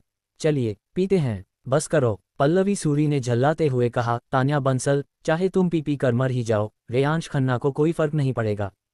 तान्या बंसल की आंखें तुरंत चौड़ी हो गईं और वह बिस्तर से उछल पड़ीं। आपने क्या कहा? वो मेरे पति हैं, वो मेरी परवाह कैसे नहीं कर सकते? पल्लवी सूरी का सीना फूल गया। उन्होंने गहरी सांस ली और तान्या बंसल को बैठने में मदद की। शांत हो जाओ, मेरी बात सुनो। तान्या बंसल के शांत होने के बाद पल्लवी सूरी एक पल के लिए हिचकिचाई और फिर बोली, आज मेहर अवस्थी को सुरों का संग्राम की रिकॉर्डिंग के दौरान तबीयत खराब हो गई और उन्हें तुरंत अस्पताल ले जाया गया। तान्या बंसल ने ताना मारा, वो इतनी मशहूर हैं, इतने सारे शो करती हैं, क्या उनके शरीर का थक जाना सामान्य बात नहीं है? पल्लवी सूरी ने तान्या बंसल की ओर देखा, क्या आपको पता है कि मेहर अवस्थी को अस्पताल कैसे ले जाया गया? तान्या बंसल ने पल्लवी सूरी को हैरानी से देखा। आपका क्या मतलब है? पल्लवी सूरी ने आह भरी। मंच से उतरने के बाद मेहर अवस्थी लगभग बेहोश हो गई थीं। रेयांश खन्ना उन्हें उठाकर गाड़ी तक ले गए। रेयांश खन्ना मेहर अवस्थी को उठाकर ले गए। तान्या बंसल स्तब्ध रह गईं, उनका मुंह खुला रह गया, आंखें अविश्वास से चौड़ी हो गईं। असंभव, मेहर अवस्थी इतनी घमंडी हैं, इतने सारे पुरुष सितारे और बड़े बड़े लोग उन्हें छू भी नहीं सकते। वह रेयांश खन्ना को गले कैसे लगाने दे सकती हैं, खासकर इतने सारे लोगों के सामने? पल्लवी सूरी ने तान्या बंसल की लगभग बेबस हालत को देखा और बेबसी से कहा, इतने सारे लोगों के देखने की वजह से ही मुझे इतनी जल्दी पता चला। उद्धरण चिन्ह ... उद्धरण चिन्ह। तान्या बंसल एकदम चुप हो गईं। फिर उसने अपना सिर नीचे झुकाया और बुदबुदाई, उसने कहा था कि वह अभी भी काम कर रहा है। क्या ऐसा हो सकता है कि वह इस समय मेहर अवस्थी के साथ हो? ऐसा कैसे हो सकता है? इतनी रात हो गई है, ऐसा कैसे हो सकता है? पल्लवी सूरी ने कहा, तान्या बंसल, यह एक मौका है। हम मेहर अवस्थी के बारे में ऑनलाइन अफवाहें फैलाने के लिए ऑनलाइन ट्रोल्स को काम पर रख सकते हैं। नहीं, तान्या बंसल ने अचानक ऊपर देखा, उसकी आंखें लाल थीं। रेयांश खन्ना और मेहर अवस्थी का रिश्ता बिल्कुल असंभव है। उसने मुझे छोड़ दिया, इतनी जल्दी मुझसे बेहतर कोई मिल ही नहीं सकता। असंभव, पल्लवी सूरी ने भौहें चढ़ाते हुए कहा, तान्या बंसल, रेयांश खन्ना और मेहर अवस्थी का रिश्ता इतना आसान नहीं है, वरना वह मेहर अवस्थी के लिए गाने क्यों लिखता और इतनी दृढ़ता से तुम्हें क्यों ठुकराता? तान्या बंसल ने सिर हिलाते हुए कहा, नहीं, नामुमकिन। रेयांश खन्ना मेरे पति हैं, वो बस जिद्दी हो रहे हैं। मैं उन्हें जरूर वापस लाऊंगी, उनसे सिर्फ मेरे लिए गाने लिखवाऊंगी, मेरे पास इसका तरीका है। किस तरह? तान्या बंसल की मुस्कान धीरे धीरे ठंडी पड़ गई। उसने ताना मारते हुए कहा, मैं मेहर अवस्थी से बात करने जाऊंगी। मैं उसे बताऊंगी कि रेयांश खन्ना मेरा पूर्व पति है। मेहर अवस्थी इतनी स्वाभिमानी है, वह एक शादीशुदा आदमी को कैसे स्वीकार कर सकती है? अध्याय 97 एक आरामदायक अस्पताल वार्ड। अगले दिन मेहर अवस्थी ने नींद से आंखें खोलीं। खिड़की के बाहर सूरज आसमान में काफी ऊपर चढ़ चुका था। उसने अपना फोन उठाया और देखा कि 10 बज चुके थे। वह बहुत गहरी नींद सोई थी। उद्योग में अपने इतने सालों में ये पहली बार था जब वह इतनी देर तक सोई थी। इससे पहले वह हमेशा कार्यक्रमों या गायन अभ्यास में व्यस्त रहती थी और कभी भी रात 8 बजे के बाद बिस्तर से नहीं उठी थी। सहज रूप से उसने अपना सिर बगल में घुमाया।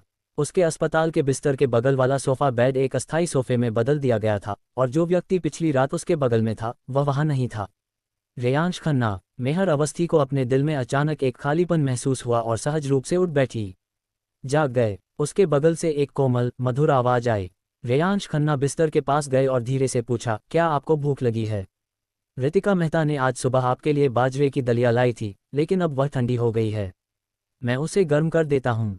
रेयांश खन्ना को न जाते देख मेहर अवस्थी ने राहत की सांस ली और सिर हिलाया। यह एक वीआईपी कमरा था जिसमें फ्रिज और माइक्रोवेव जैसी सभी सुविधाएं थीं।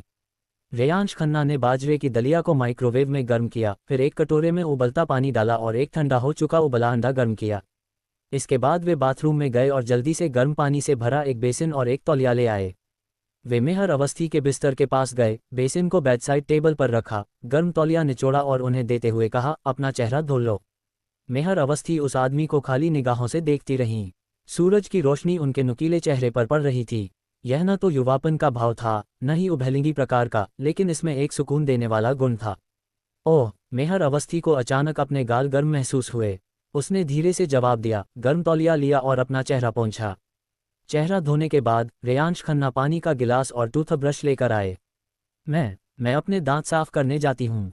मेहर अवस्थी बिस्तर से उठी और भागती हुई बाथरूम में चली गई। इसे क्या हुआ है? रेयांश खन्ना ने उसकी घबराहट देखी और सोचने लगे। बाथरूम में मेहर अवस्थी ने तुरंत अपने दांत साफ नहीं किए। वह बस शीशे में अपने थोड़े लाल चेहरे को देखती रही। थोड़ी देर बाद उसने आखिरकार अपने दांत साफ किए और बाहर आए। रेयांश खन्ना ने पहले ही मेज पर बाजरे का दलिया और अंडे रख दिए थे, अंडों के छिलके छीलकर एक कटोरे में रखे हुए थे। डॉक्टर ने कहा है कि अगले कुछ दिनों तक आपको हल्का खाना चाहिए। बस थोड़ा सब्र रखिए, घर आने पर मैं आपके लिए कुछ स्वादिष्ट बनाऊंगा। मेहर अवस्थी मेज पर बैठ गई। उसने ओह कहा, लेकिन अपनी चॉपस्टिक को छुआ तक नहीं। क्या हुआ? सुबह उठने के बाद से ही तुम खोई खोई सी लग रही हो। रेयांश खन्ना ने नीचे देखते हुए उत्सुकता से पूछा। जब तुम ऐसे होते हो तो मुझे लगता है मैं एक छोटी बच्ची बन गई हूँ, मेहर अवस्थी ने धीरे से कहा। रेयांश खन्ना हंसे, आखिर तुम एक छोटी बच्ची ही तो हो। मेहर अवस्थी ने अचानक ऊपर देखा, उसकी आंखों में पानी भरा था, वह मुंह फुलाए हुए थी और देखने में प्यारी सी लेकिन गुस्सैल लग रही थी। तुम इतनी ऊर्जावान और चंचल हो, ये तो अच्छी बात है। जल्दी खाओ। रेयांश खन्ना दिल खोलकर हंसे, बिल्कुल भी विचलित नहीं हुए। मेहर अवस्थी ने मुंह फुलाया, सिर नीचे करके खाना शुरू किया और खाते हुए धीरे से खुद ही हंसने लगी। हालांकि ये देखकर कि वह उसे घूर रहा है, मेहर अवस्थी ने तुरंत अपने होंठ सिकोड़ लिए ताकि वह उसकी मुस्कान न देख सके। लेकिन खाते हुए भी रेयांश खन्ना उसे घूरते रहे और मेहर अवस्थी उनकी निगाहों को बर्दाश्त नहीं कर पा रही थी। उसने अपना कटोरा उठाकर अपना चेहरा ढांक लिया और दलिया जल्दी जल्दी पीने लगी। धीरे खाओ, तुमने अभी अंडे नहीं खाए हैं। ठीक है। मेहर अवस्थी के खाना खत्म करने के बाद रेयांश खन्ना उसके बगल में रखी कॉफी टेबल पर गए, एक कागज उठाया और उसे देते हुए बोले, ये वह गाना है जो तुमने नामहीन हीरो थीम सॉन्ग प्रतियोगिता के लिए भेजा था। एक नज़र डालो। मेहर अवस्थी को अचानक याद आया कि जब वह उठी थी तो उसने रेयांश खन्ना को नहीं देखा था, वह संगीत लिख रहे थे। गीत और संगीत वाला A4 पेपर लेकर मेहर अवस्थी ने धीरे से गाने का शीर्षक पढ़ा, अकेला जज्बा। जैसे ही मेहर अवस्थी उसे ध्यान से देखने वाली थी, रेयांश खन्ना ने अचानक उसके हाथ से संगीत छीन लिया।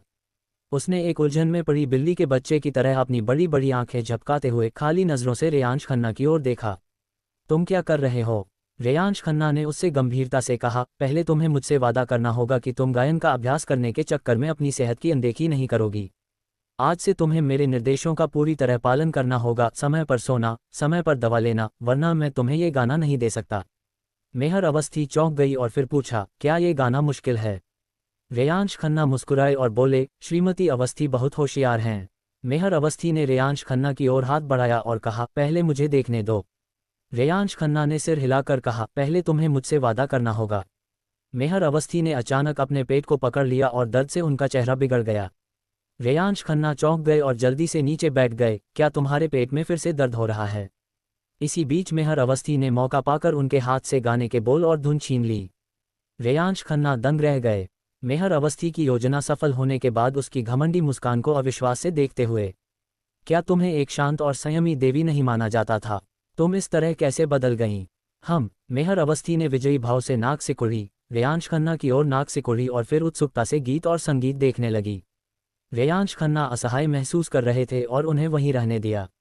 उन्होंने बगल से कहा, मेरे पास यहाँ 3 और गाने हैं, सभी लड़कियों के लिए उपयुक्त हैं। बाद में देख लेना और सुरों का संग्राम के अगले एपिसोड में गाने के लिए एक गाना चुन लेना। इस बार हमें जीतना ही होगा। मेहर अवस्थी ने ओह कहा, पूरी तरह से अपने हाथों में संगीत की शीट में मग्न थी। कभी कभी कुछ पंक्तियां गुनगुनाती, फिर थोड़ा सा माथा सिकोड़कर फिर से गुनगुनाती। वह अभ्यास कर रही थी। रेयांश खन्ना जानते थे कि अभ्यास करते समय मेहर अवस्थी लगभग दुनिया से अलग हो जाती है, इसलिए उन्होंने उसे परेशान नहीं किया। वह बैठ गए और लेटर के लिए गीत और संगीत लिखना जारी रखा। फाइनली वेटिंग फॉर यू और दे doesn't understand the darkness of night पहले से ही लिखे जा चुके थे। TV serial day and night की स्क्रिप्ट लिखने में काफ़ी मेहनत लगी, जिसे इसके साथ दिखाया जाना था, और रेयांश खन्ना के पास अभी इसे लिखने का समय नहीं था। हालांकि यह कोई जरूरी काम नहीं था। उन्हें पहले द नेमलेस हीरो का थीम सॉन्ग और सुरों का संग्राम का अगला एपिसोड पूरा करना था। सुबह की धूप आधी खुली खिड़की से अस्पताल के कमरे में आ रही थी। एक व्यक्ति गाने का अभ्यास कर रहा था, दूसरा गाने लिख रहा था। माहौल शांत और खुशनुमा था। लेकिन ये शांति जल्द ही भंग हो गई। दरवाजा खुला और दिव्या कपूर और ऋतिका मेहता अंदर आईं। मेहर अवस्थी को उठते देख ऋतिका मेहता दौड़कर उनके पास गईं और उन्हें गले लगाया। मेहर, अब कैसा लग रहा है? क्या तुमने खाना खाया, चेहरा धोया? क्या तुम्हें कल रात अच्छा लगा? फिर दिव्या कपूर ने उनके कंधे पर हाथ रखा और अपने बैग से कई शीट म्यूजिक निकाली। मेहर, कंपनी ने तुम्हारे लिए सुरों का संग्राम के अगले एपिसोड के लिए कुछ गाने ढूंढे हैं, एक नज़र डाल लो। फिर मेहर अवस्थी के हाथ में संगीत की शीट देखकर उन्होंने आश्चर्य से पूछा, यह क्या है? मेहर अवस्थी ने ऊपर देखा और होठों से रेयांश खन्ना की ओर इशारा करते हुए कहा, उन्होंने मुझे ये दिया है। दिव्या कपूर ने रेयांश खन्ना की ओर देखा, फिर उनकी मेज पर संगीत की 3 शीटें देखीं और तुरंत समझ गईं, तुम दोनों ने राज खोल दिया।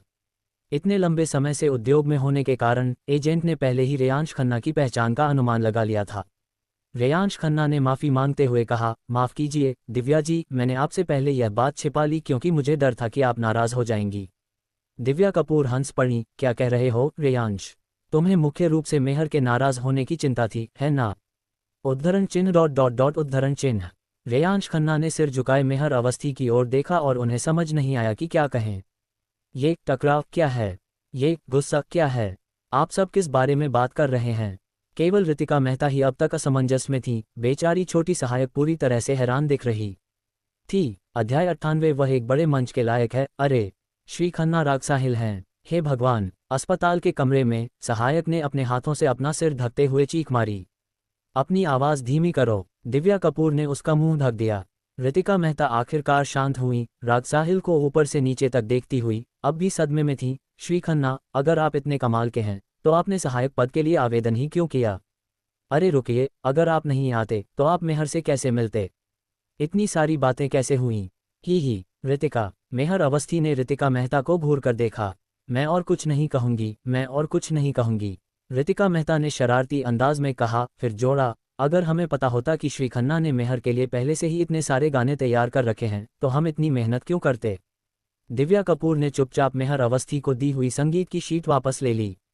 रागसाहिल के वहां होने से इन गानों की जरूरत ही नहीं थी। देखने दीजिए श्री खन्ना ने मेहर के लिए कौन से गाने लिखे हैं? ऋतिका मेहता ने उत्सुकता से पूछा और मेहर अवस्थी के पास जाकर उनके हाथ में मौजूद संगीत की शीट देखने लगीं। वाह, ये तो कमाल का जुमला है, सहायक ने कहा। ये गाना अनसंग हीरोज के लिए है, रेयांश खन्ना ने समझाया। क्या मेहर, तुमने तो कहा था कि तुम अनसंग हीरोज थीम सॉन्ग प्रतियोगिता में हिस्सा नहीं लेना चाहती। ऋतिका मेहता हैरान रह गईं, फिर उन्होंने रेयांश खन्ना को देखा, फिर मेहर अवस्थी को और जोर से हंस पड़ी। मुझे पता है, मुझे पता है, ये तो इस बात पर निर्भर करता है कि गाना कौन लिखता है ना? ओह! मेहर अवस्थी अपनी तीखी जुबान पर काबू नहीं रख पाईं और उन्होंने ऋतिका मेहता की जांघ पर चुटकी काट ली, जिससे सहायक रहम की भीख मांगने लगीं। तभी रेयांश खन्ना के फ़ोन में वाइब्रेशन हुई। उसने फ़ोन उठाया और देखा कि यह नूपुर जोशी का फ़ोन है। उसने अपना माथा पीट लिया। हाँ, उसे आज स्टार सिटी टीवी पर कार्यक्रम प्रस्ताव पर चर्चा करने जाना था। रेयांश खन्ना ने एक्सट्रीम चैलेंज के लिए कार्यक्रम प्रस्ताव पहले ही तैयार कर लिया था और कॉपीराइट ऑनलाइन पंजीकृत भी करवा लिया था। बेशक, प्रस्ताव तो सिर्फ प्रस्ताव होता है। अगर कार्यक्रम का निर्माण होना है तो प्रोडक्शन टीम को रिकॉर्डिंग शुरू होने से पहले कार्यक्रम का दस्तावेज जमा करना होगा और उसे मंजूरी दिलवानी होगी। कार्यक्रम के लिए कॉपीराइट पंजीकृत करवाने का मतलब था कि रेयांश खन्ना टीवी स्टेशन के साथ कॉपीराइट शुल्क पर बातचीत कर सकते थे। स्टार सिटी टीवी में फिलहाल कार्यक्रम प्रस्तावों के लिए एक आंतरिक प्रतियोगिता चल रही थी और रेयांश खन्ना नूपुर जोशी की मदद से ही एक बाहरी व्यक्ति के रूप में इसमें भाग ले पाए थे। उन्होंने गो फाइटिंग के पहले सीजन के पहले एपिसोड का प्रस्ताव पहले ही तैयार कर लिया था और मूल रूप से आज इसे स्टार सिटी टीवी के कार्यक्रम विभाग के निदेशक प्रकाश भंडारी को सौंपने की योजना बनाई थी। हालांकि मेहर अवस्थी कल अस्पताल में भर्ती हो गई थी और कल रात से ही रेयांश खन्ना की सारी ऊर्जा उन्हीं पर केंद्रित थी, जिसके कारण वे प्रस्ताव के बारे में भूल गए। रेयांश खन्ना वार्ड से बाहर निकले और फोन उठाया। नूपुर जोशी हमेशा की तरह उत्साहित थी। श्री खन्ना, अंकल प्रकाश एक मीटिंग में है, या शायद रात 11 बजे तक खत्म न हो। आप बाद में आ जाए। कार्यक्रम विभाग पहुंचते ही मुझे फ़ोन कर दीजिएगा, मैं आपको वहां ले जाऊंगी। रेयांश खन्ना ने मेहर अवस्थी की ओर देखा। उन्हें अभी भी इव ड्रिप और बाद में गैस्ट्रोस्कोपी की आवश्यकता थी और वे वास्तव में चिंतित थे। उन्होंने नूपुर जोशी से माफ़ी मांगते हुए कहा, माफ़ कीजिए सहायक नूपुर, मुझे कुछ काम है। क्या हम निदेशक प्रकाश से मिलने का समय बदल सकते हैं? नूपुर जोशी समझ गईं, क्या श्रीमती अवस्थी बीमार हैं? कोई बात नहीं, मैं समझ गई, मैं अंकल प्रकाश को बता दूंगी। फ़ोन रखने से पहले रेयांश खन्ना ने नूपुर जोशी से बार बार माफ़ी मांगी। मुड़कर वह वार्ड में वापस गए, जहां उन्होंने मेहर अवस्थी को दरवाजे पर खड़ा पाया। सहायक नूपुर, तो उन्होंने सब कुछ सुन लिया था। रेयांश खन्ना ने कहा, मैं स्टार सिटी टीवी की सहायक नूपुर हूं, जो बहुत मददगार और प्यारी हैं। ओह प्यारी, मेहर अवस्थी ने भावहीन होकर सिर हिलाया और सोफे पर बैठ गईं। दिव्या कपूर और ऋतिका मेहता उन दोनों को उत्सुकता से देख रही थीं, मानो वे मुट्ठी भर सूरजमुखी के बीज लेकर उन्हें फोड़ने ही वाली हों। रेयांश खन्ना ने जल्दी से समझाया, मेरे पास एक कार्यक्रम योजना है जिस पर मैं स्टार सिटी टीवी से चर्चा करना चाहता हूँ। सहायक नूपुर कार्यक्रम विभाग के निदेशक को जानती हैं और उन्होंने कृपा करके मेरा उनसे परिचय कराया। रितिका मेहता ने हैरानी से कहा, श्री खन्ना कार्यक्रम की योजना भी बना सकते हैं, कितने प्रतिभाशाली हैं। दिव्या कपूर ने कहा, नूपुर जोशी, मैंने पता किया है, वह स्टार सिटी टीवी की प्रचार निदेशक नेहा देसाई की बेटी हैं। नेहा देसाई और प्रकाश भंडारी के अच्छे संबंध हैं। नूपुर जोशी प्रकाश भंडारी को अंकल कहती हैं। रेयांश खन्ना ने मेहर अवस्थी से कहा, देखा। मेहर अवस्थी ने शीट म्यूजिक पकड़े हुए मुंह बनाया, इससे मेरा कोई लेना देना नहीं है। रितिका मेहता अपनी हंसी नहीं रोक पाईं, लेकिन मेहर अवस्थी ने उन्हें घूर कर देखा और तुरंत अपना मुंह ढक लिया। उनकी आंखें इधर उधर घूम रही थीं। इसी समय एक नर्स अंदर आए और मेहर अवस्थी को डॉक्टर का ब्लड टेस्ट और गैस्ट्रोस्कोपी सहित जांच का आदेश दिया। रेयांश खन्ना ने कहा, चलो पहले गैस्ट्रोस्कोपी करवा लेते हैं। मेहर अवस्थी टस से मज नहीं हुई। क्या आप स्टार सिटी टीवी नहीं जा रहे थे? रेयांश खन्ना ने कहा, मैंने असिस्टेंट नूपुर को पहले ही बता दिया था कि मैं किसी और दिन जाऊंगा। मेहर अवस्थी ने उसकी ओर देखा, अगर तुम इस बार मुझे धोखा दोगे तो अगली बार शायद वे तुमसे मिलना न चाहें। फिर भी तुम्हें जाना चाहिए। रेयांश खन्ना चौंक गया। मेहर अवस्थी ने आगे कहा, दिव्या जी और रितिका मेरे साथ रहेंगी, तुम जाओ, मैं ठीक हूँ। रेयांश खन्ना समझ गया, मेहर अवस्थी नहीं चाहती थी कि वह यह मौका गंवाए। श्रीमती अवस्थी, मेहर अवस्थी ने उसकी निगाहों से मुंह फेर लिया और फुसफुसाते हुए कहा, जल्दी जाओ, जल्दी वापस आना। रेयांश खन्ना ने मेहर अवस्थी को देखा और किसी कारण से उसे ऐसा लगा जैसे कोई पत्नी अपने पति को जाने से पहले निर्देश दे रही हो। उसके अंदर एक गर्मजोशी का भाव उमड़ आया। ठीक है, मैं जल्दी वापस आऊंगा। दिव्या जी, रितिका, कृपया उनका अच्छे से ख्याल रखना। ठीक है, ठीक है श्रीमान खन्ना, अगर आप जल्दी नहीं गए तो दिव्या जी और मुझे अजनबी जैसा महसूस होगा। रितिका मेहता ने खुशी खुशी रेयांश खन्ना को वार्ड से बाहर धकेल दिया। रेयांश खन्ना के जाने के बाद दिव्या कपूर अचानक भौहें चढ़ाकर बोली, मेहर, क्या तुम्हें डर नहीं लगता कि लोगों को पता चल जाएगा कि रेयांश ही राग साहिल है? रितिका मेहता भी समझ गईं कि क्या हो रहा है और उन्होंने अपनी जांघ पर हाथ मारते हुए कहा, बिल्कुल सही। श्री खन्ना इतने प्रतिभाशाली हैं, हमें उन्हें छुपाकर रखना चाहिए, उन्हें बाहर घूमने नहीं देना चाहिए। अगर कोई उन्हें चुरा ले जाने की कोशिश करे तो। मेहर अवस्थी सोफे पर शांति से बैठी रहीं। अस्पताल के गाउन में होने के बावजूद भी उनकी शालीनता और सौम्यता झलक रही थी। उन्होंने धीरे से कहा, वह हमेशा के लिए मेरे सहायक नहीं रह सकते, वह एक बड़े मंच के हकदार हैं। रितिका मेहता अब भी चिंतित थीं, अगर श्री खन्ना चले गए और कभी वापस नहीं आए तो क्या होगा? मेहर अवस्थी ने कोई जवाब नहीं दिया। उन्हें पिछली रात रेयांश खन्ना का जवाब याद आया जब उन्होंने उनसे पूछा था कि किसी को पसंद करने का अनुभव कैसा होता है। कुछ लोग जिसे पसंद करते हैं उसके लिए कुछ भी कर सकते हैं, कुछ उन्हें पूरी तरह से नियंत्रित करना चाहते हैं, कुछ दूर से ही उन्हें देखकर संतुष्ट रहते हैं और कुछ बहुत ही तर्कसंगत होते हैं। मेहर अवस्थी ने खिड़की से बाहर चमकती धूप को देखा। उनके होठों पर हल्की सी मुस्कान आ गई। शायद मैं पहली तरह की हूँ। हो सकता है जब दूसरों को पता चले कि रेयांश खन्ना ही राग साहिल हैं तो वो सच में चले जाएं। लेकिन कोई बात नहीं, मैं बस नहीं चाहती कि उनकी प्रतिभा बर्बाद हो। मेहर अवस्थी ने दिव्या कपूर से कहा, दिव्या जी, क्या आप स्टार सिटी टीवी के उपनिदेशक को जानती हैं? क्या आप उनके लिए सिफारिश कर सकती हैं? दिव्या कपूर ने कहा, इस तरह की मदद तो बहुत कम मिलती है, क्या आप सच कह रही हैं? मेहर अवस्थी ने सिर हिलाया। दिव्या कपूर ने बेबसी से कहा, ठीक है दिव्या जी, उन्हें मत बताना, मैंने सुना है कि पुरुषों में स्वाभिमान बहुत प्रबल होता है। मेहर अवस्थी ने आगे कहा। दिव्या कपूर ने आह भरी और सहमति में सिर हिलाकर रह गईं। रितिका मेहता दंग रह गईं, हे भगवान, तो मेहर सच में इतनी गुणी प्रेमिका है। अध्याय 99 आह औरतें। Divya Kapoor star city TV के उपनिदेशक को बुलाने बाहर गईं, जबकि मेहर अवस्थी अपने गायन का अभ्यास करती रहीं। हालांकि उन्होंने अकेला जज्बा का अभ्यास नहीं किया, बल्कि 3 अन्य संगीत शीट उठाकर देखने लगीं।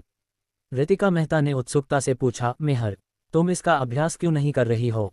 मेहर अवस्थी ने शांत भाव से उत्तर दिया, ये गाना अकेला जज्बा मेरे गाने के लिए उपयुक्त नहीं है, लेकिन उनके लिए उपयुक्त है। रितिका मेहता की आंखें चौड़ी हो गईं। मेहर, तुम्हारा मतलब है कि तुम चाहती हो कि मिस्टर खन्ना नेमलेस हीरो के थीम सॉन्ग के ऑडिशन में भाग लें? मेहर अवस्थी ने सिर हिलाया। उनके होठों पर हल्की सी मुस्कान आ गई। मैं उन्हें मंच पर चमकते हुए देखना चाहती हूँ। वाह! रितिका मेहता ने सिर हिलाया। मेहर, तुम कितनी गुणी हो। मेहर अवस्थी ने एक पल सोचा और रितिका मेहता से कहा, रितिका, क्या तुम बाद में मेरा एक काम कर दोगी? क्या है? मैं अपने घर की पहली मंजिल पर उस खाली कमरे को रिकॉर्डिंग स्टूडियो में बदलना चाहती हूँ। क्या आप किसी ऐसे व्यक्ति को ढूंढ सकती हैं जो इसे स्थापित करने में मेरी मदद करे और बेहतरीन उपकरण इस्तेमाल करे? मेहर अवस्थी की बात सुनकर रितिका मेहता हैरान रह गईं। मेहर, तुम अपने घर की दूसरी मंजिल पर उस कराओके रूम में गाने रिकॉर्ड कर सकती हो, तुम्हें एक और की क्या ज़रूरत थी? तुम कहीं ये सब मिस्टर खन्ना के लिए तो नहीं कर रही हो? सहायक तुरंत समझ गई, तुम मिस्टर खन्ना को नेमलेस हीरोज थीम सॉन्ग प्रतियोगिता के लिए गाना रिकॉर्ड करने में मदद करना चाहती हो। हे भगवान! रितिका मेहता ने अपने हाथों से अपना चेहरा ढकते हुए कहा, मेहर, ये तो नेक काम नहीं है, ये तो खुद को सबके सामने जाहिर करने जैसा है। मेहर अवस्थी ने उनकी तरफ देखा और रितिका मेहता ने जीभ निकालकर कहा, ठीक है, मैं तुम्हारे साथ चेकअप के लिए चलती हूँ और फिर हम इसे करवा लेंगे। वैसे मत बताना। मेहर अवस्थी ने बोलना शुरू ही किया था कि रितिका मेहता ने बीच में ही टोकते हुए कहा, उन्हें मत बताना, ठीक है? मेहर अवस्थी ने सिर हिलाया। क्या हम उन्हें सरप्राइज देने वाले हैं? पता नहीं मिस्टर खन्ना का चेहरा कैसा होगा जब वो रिकॉर्डिंग स्टूडियो देखेंगे। असिस्टेंट्स अपने देखने लगी। दिव्या कपूर अपना फ़ोन कॉल खत्म करके अंदर आई और बताया कि उन्होंने स्टार सिटी टीवी के डिप्टी डायरेक्टर से बात कर ली है और वो ये सुनिश्चित करेंगे कि प्रोग्राम डिपार्टमेंट रेयांश खन्ना को एक निष्पक्ष प्रतिस्पर्धी माहौल दे। फिर रितिका मेहता के ये कहने पर कि मेहर अवस्थी अपने घर की पहली मंजिल पर रेयांश खन्ना के लिए एक रिकॉर्डिंग स्टूडियो बनवाना चाहती हैं, दिव्या कपूर ने मेहर अवस्थी को काफ़ी देर तक देखा और आखिर में बोली, उफ औरतें। Reyansh Khanna star city TV के प्रोग्राम विभाग में पहुंचे और नूपुर जोशी को बुलाया।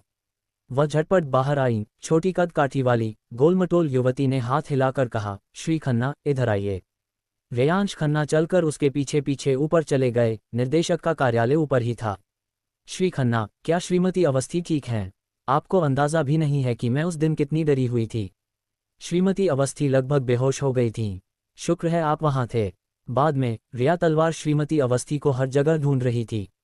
जब उसे पता चला कि श्रीमती अवस्थी बीमार हैं तो उसने बहुत हंगामा किया। प्रथम स्थान जीतने के बावजूद वह खुश नहीं थी। वह कितनी अजीब इंसान है। लेकिन रिया तलवार का गाना वाकई बहुत अच्छा था, वह प्रथम स्थान की हकदार थी। अगली बार श्रीमती अवस्थी कौन सा गाना गाएंगी? लड़की बहुत बातूनी थी, पूरे रास्ते बकबक करती रही। उसकी बातों से रेयांश खन्ना को अंदाज़ा हो गया कि कल रात रैंकिंग घोषित होने पर क्या हुआ था। रिया तलवार प्रथम स्थान पर रहीं, नीलम सक्सेना और मधुरा कुलकर्णी क्रमशः दूसरे और तीसरे स्थान पर रहीं, जबकि हमेशा अच्छा प्रदर्शन करने वाले आदित्य मल्होत्रा अंतिम स्थान पर रहे। मेहर अवस्थी 5वें स्थान पर रहीं। ये रैंकिंग अभी भी जोखिम भरी है। अगर अगली बार वह 7वें स्थान पर आती हैं तो उनके बाहर होने की पूरी संभावना है। कहा जा रहा है कि रिया तलवार का कल रात का प्रदर्शन शानदार था, जिससे उन्हें बहुत अधिक वोट मिले। अगला एपिसोड एक और कठिन मुकाबला लग रहा है। मेहर अवस्थी को अभी भी अकेला जज्बा का अभ्यास करना है। क्या उनका शरीर इसे झेल पाएगा? रेयांश खन्ना जब यही सोच रहे थे तभी नूपुर जोशी उन्हें एक दफ्तर में ले गईं और दरवाजा खटखटाया। श्रीमान खन्ना, हम पहुंच गए हैं, कृपया अंदर आइए। अंदर से जवाब आया। दोनों अंदर गए और देखा कि एक अधेड़ उम्र का आदमी, जिसके बाल झड़ रहे थे, एक बड़ी सी महोगनी की मेज के पीछे बैठा है। नूपुर जोशी को देखकर वह मुस्कुराया और बोला, नूपुर जोशी यहाँ हैं। ये स्टार सिटी टीवी के कार्यक्रम विभाग के निदेशक प्रकाश भंडारी थे। अंकल प्रकाश। नूपुर जोशी प्रकाश भंडारी से अच्छी तरह परिचित थीं और उनका परिचय कराते हुए उन्होंने मधुरता से कहा, ये रेयांश खन्ना हैं, मेहर अवस्थी के सहायक। इनके पास एक कार्यक्रम का प्रस्ताव है जो ये आपको दिखाना चाहते हैं। रेयांश खन्ना ने प्रकाश भंडारी को देखकर मुस्कुराते हुए कहा, निर्देशक प्रकाश, नमस्कार। नमस्कार नमस्कार, आइए बैठिए। प्रकाश भंडारी ने रेयांश खन्ना को अपने डेस्क के बगल वाले सोफे पर बैठने के लिए सहर्ष आमंत्रित किया और नूपुर जोशी ने आज्ञाकारी होकर उनके लिए पानी डाला। कुछ देर शिष्टाचारवश बातचीत के बाद रेयांश खन्ना ने एक्सट्रीम चैलेंज कार्यक्रम का प्रस्ताव निकाला, जिसे उन्होंने पहले ही प्रिंट करवा लिया था।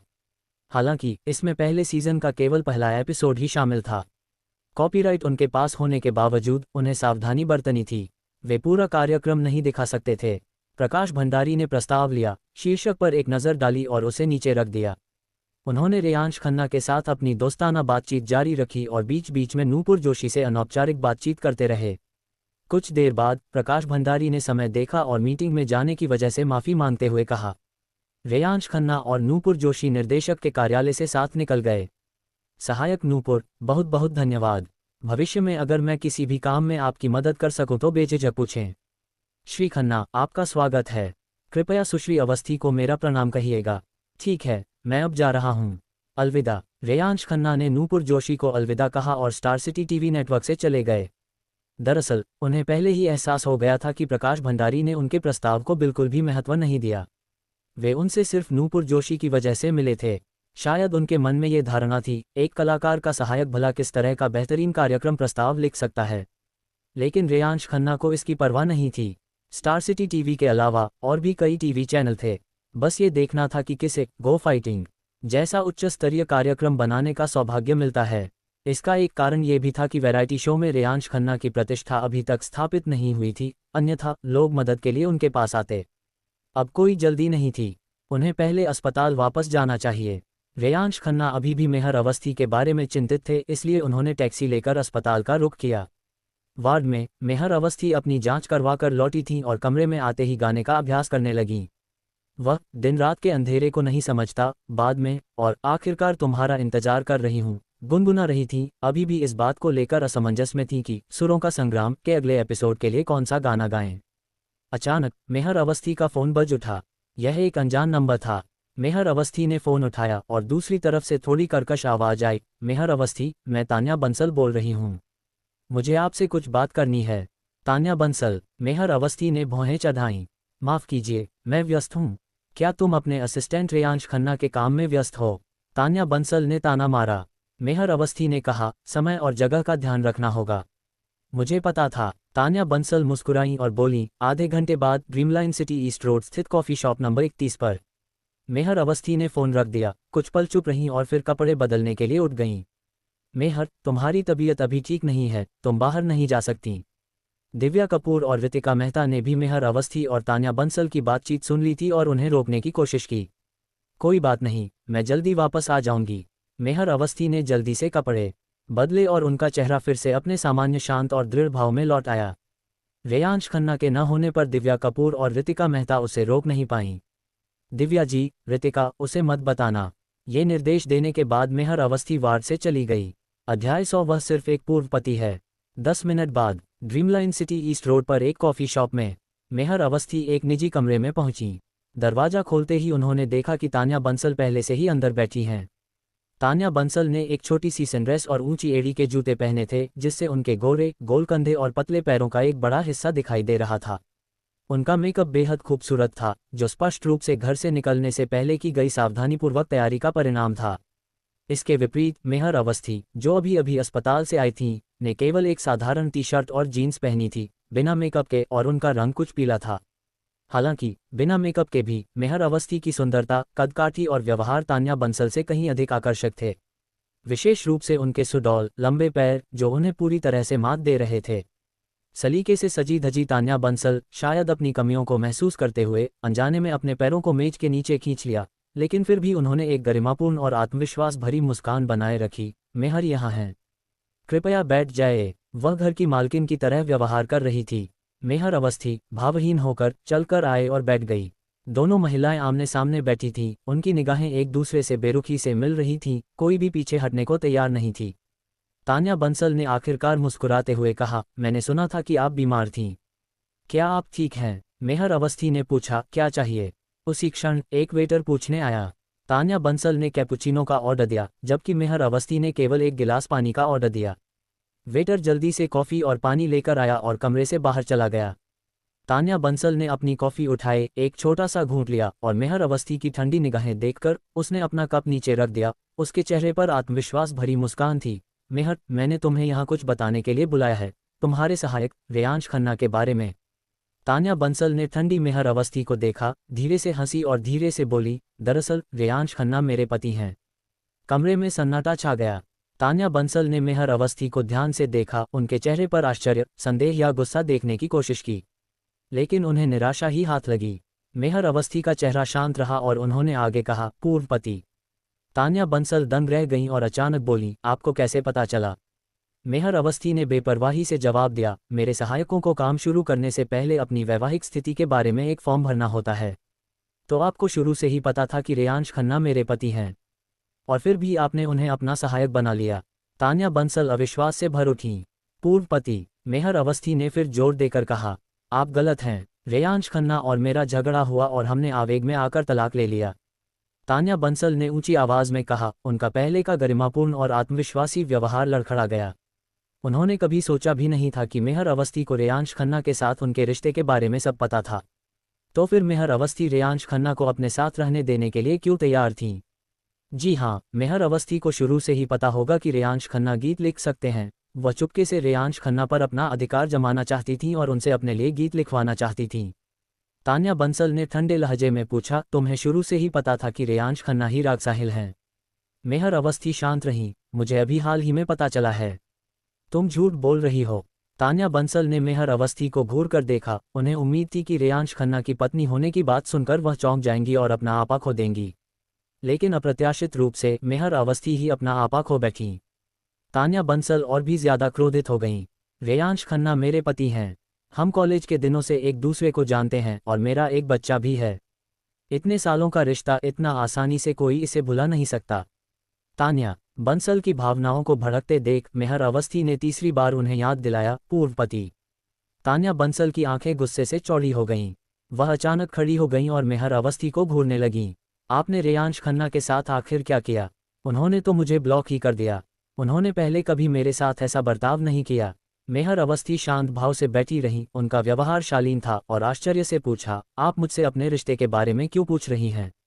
आप? तान्या बंसल ने मेहर अवस्थी की ओर इशारा किया। मुझे कुछ काम है, अलविदा। मेहर अवस्थी खड़ी हो गईं। मेहर अवस्थी, यहीं रुक जाओ। पिछली रात होटल में अपने सेक्सी पजामे में बहुत देर तक इंतजार करने के कारण तान्या बंसल को सर्दी लग गई थी। अपने मौजूदा भावनात्मक आवेश के साथ मेहर अवस्थी की आमतौर पर मधुर आवाज तीखी और कर्कश हो गई। तुमने जानबूझकर रेयांश खन्ना को छिपाया ताकि वह तुम्हारे लिए और नामहीन हीरो के थीम सॉन्ग के लिए गाने लिख सकें, है ना? मेहर अवस्थी, तुम इतना घमंड दिखाती हो लेकिन फिर भी मर्दों पर निर्भर हो। मेहर अवस्थी रुक गईं और गुस्से में भरी तान्या बंसल की ओर मुड़ी। मैं नामहीन हीरो के थीम सॉन्ग के ऑडिशन में हिस्सा नहीं लूंगी। तान्या बंसल चौंक गईं, फिर ताना मारते हुए बोली, दिखावा करती रहो। क्या तुम इतना सुनहरा मौका छोड़ दोगी? मेहर अवस्थी ने कहा, रेयांश खन्ना किसी के नहीं हैं। वह गीतकार, संगीतकार, गायक और कवि हैं। वह एक बड़े मंच के लायक हैं। तान्या बंसल ने ताना मारते हुए कहा, तो उन्हें नामहीन हीरो के थीम सॉन्ग के ऑडिशन में हिस्सा लेने दो। क्या तुम इतना बड़ा मौका छोड़ने को तैयार हो? मेहर अवस्थी, तुम्हें पता है मुझे तुम्हारी कौन सी बात नापसंद है? तुम हमेशा इतनी अलग थलग रहती हो, ऐसे बर्ताव करती हो जैसे पूरी दुनिया तुम्हारे इर्द गिर्द घूमती हो। क्यों? तुम मुझसे थोड़ी ज्यादा सुंदर हो, है ना? हमने एक ही समय पर डेब्यू किया था, तो तुम पॉप दिवा हो और मैं बस एक सेकंड स्टार। तुम मुझसे ज्यादा अच्छा दिखावा करती हो। इतना घमंड मत करो, मैं रेयांश खन्ना को जरूर वापस लाऊंगी। मेहर अवस्थी ने तान्या बंसल के गुस्से को अनसुना कर दिया और प्राइवेट रूम से बाहर जाने लगी। तान्या बंसल कमरे में अकेली खड़ी थी, उसकी धड़कनें तेज हो रही थीं। उसने सोचा था कि इस बार मेहर अवस्थी हैरान और गुस्से में होगी। अप्रत्याशित रूप से, असल में वही अपने इमोशंस पर काबू नहीं रख पा रही थी। काफी देर बाद तान्या बंसल थोड़ी शांत हुई और धीरे से बैठ गई। मुझे विश्वास नहीं हो रहा, मुझे विश्वास नहीं हो रहा। उसे यकीन नहीं हो रहा था कि मेहर अवस्थी द अनसंग हीरो का थीम सॉन्ग छोड़ देंगी, और उसे ये भी यकीन नहीं हो रहा था कि मेहर अवस्थी सचमुच रेयांश खन्ना को स्टेज पर जाने देंगी और पूरी दुनिया को ये बता देंगी कि रेयांश खन्ना ही राग साहिल हैं। ये कैसे हो सकता है? जिसके पास इतना प्रतिभाशाली गीतकार और संगीतकार है, वह इतनी आसानी से उसे इतने लोगों के बीच लोकप्रिय नहीं होने देगा। कहीं मेहर अवस्थी और रेयांश खन्ना का रिश्ता सिर्फ बॉस और असिस्टेंट से बढ़कर तो नहीं है?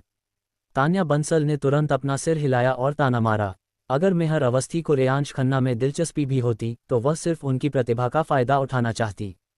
क्या तुम्हें सच में लगता है कि तुम दोनों साथ हो सकते हो? मेहर अवस्थी कॉफ़ी शॉप से बाहर निकली और अस्पताल की ओर जाते हुए रितिका मेहता को फ़ोन करने के लिए अपना फ़ोन निकाला। कॉफ़ी शॉप अस्पताल से ज़्यादा दूर नहीं थी, सिर्फ 10 मिनट की पैदल दूरी पर, इसलिए मेहर अवस्थी गाड़ी से नहीं गईं और न ही उन्होंने दिव्या कपूर और रितिका मेहता को अपने पीछे आने को कहा, क्योंकि वे दोनों अस्पताल में रेयांश खन्ना के लौटने का इंतजार कर रही थीं। किसी कारणवश मेहर अवस्थी को रेयांश खन्ना की जानकारी के बिना तान्या बंसल से मिलने पर थोड़ा अपराध बोध हो रहा था। मेहर, क्या तुम्हारी बात हो गई? उस औरत ने तुमसे क्या कहा? कॉल लगते ही रितिका मेहता ने तुरंत पूछा। मेहर अवस्थी ने जवाब दिया, कुछ नहीं, समय की बर्बादी।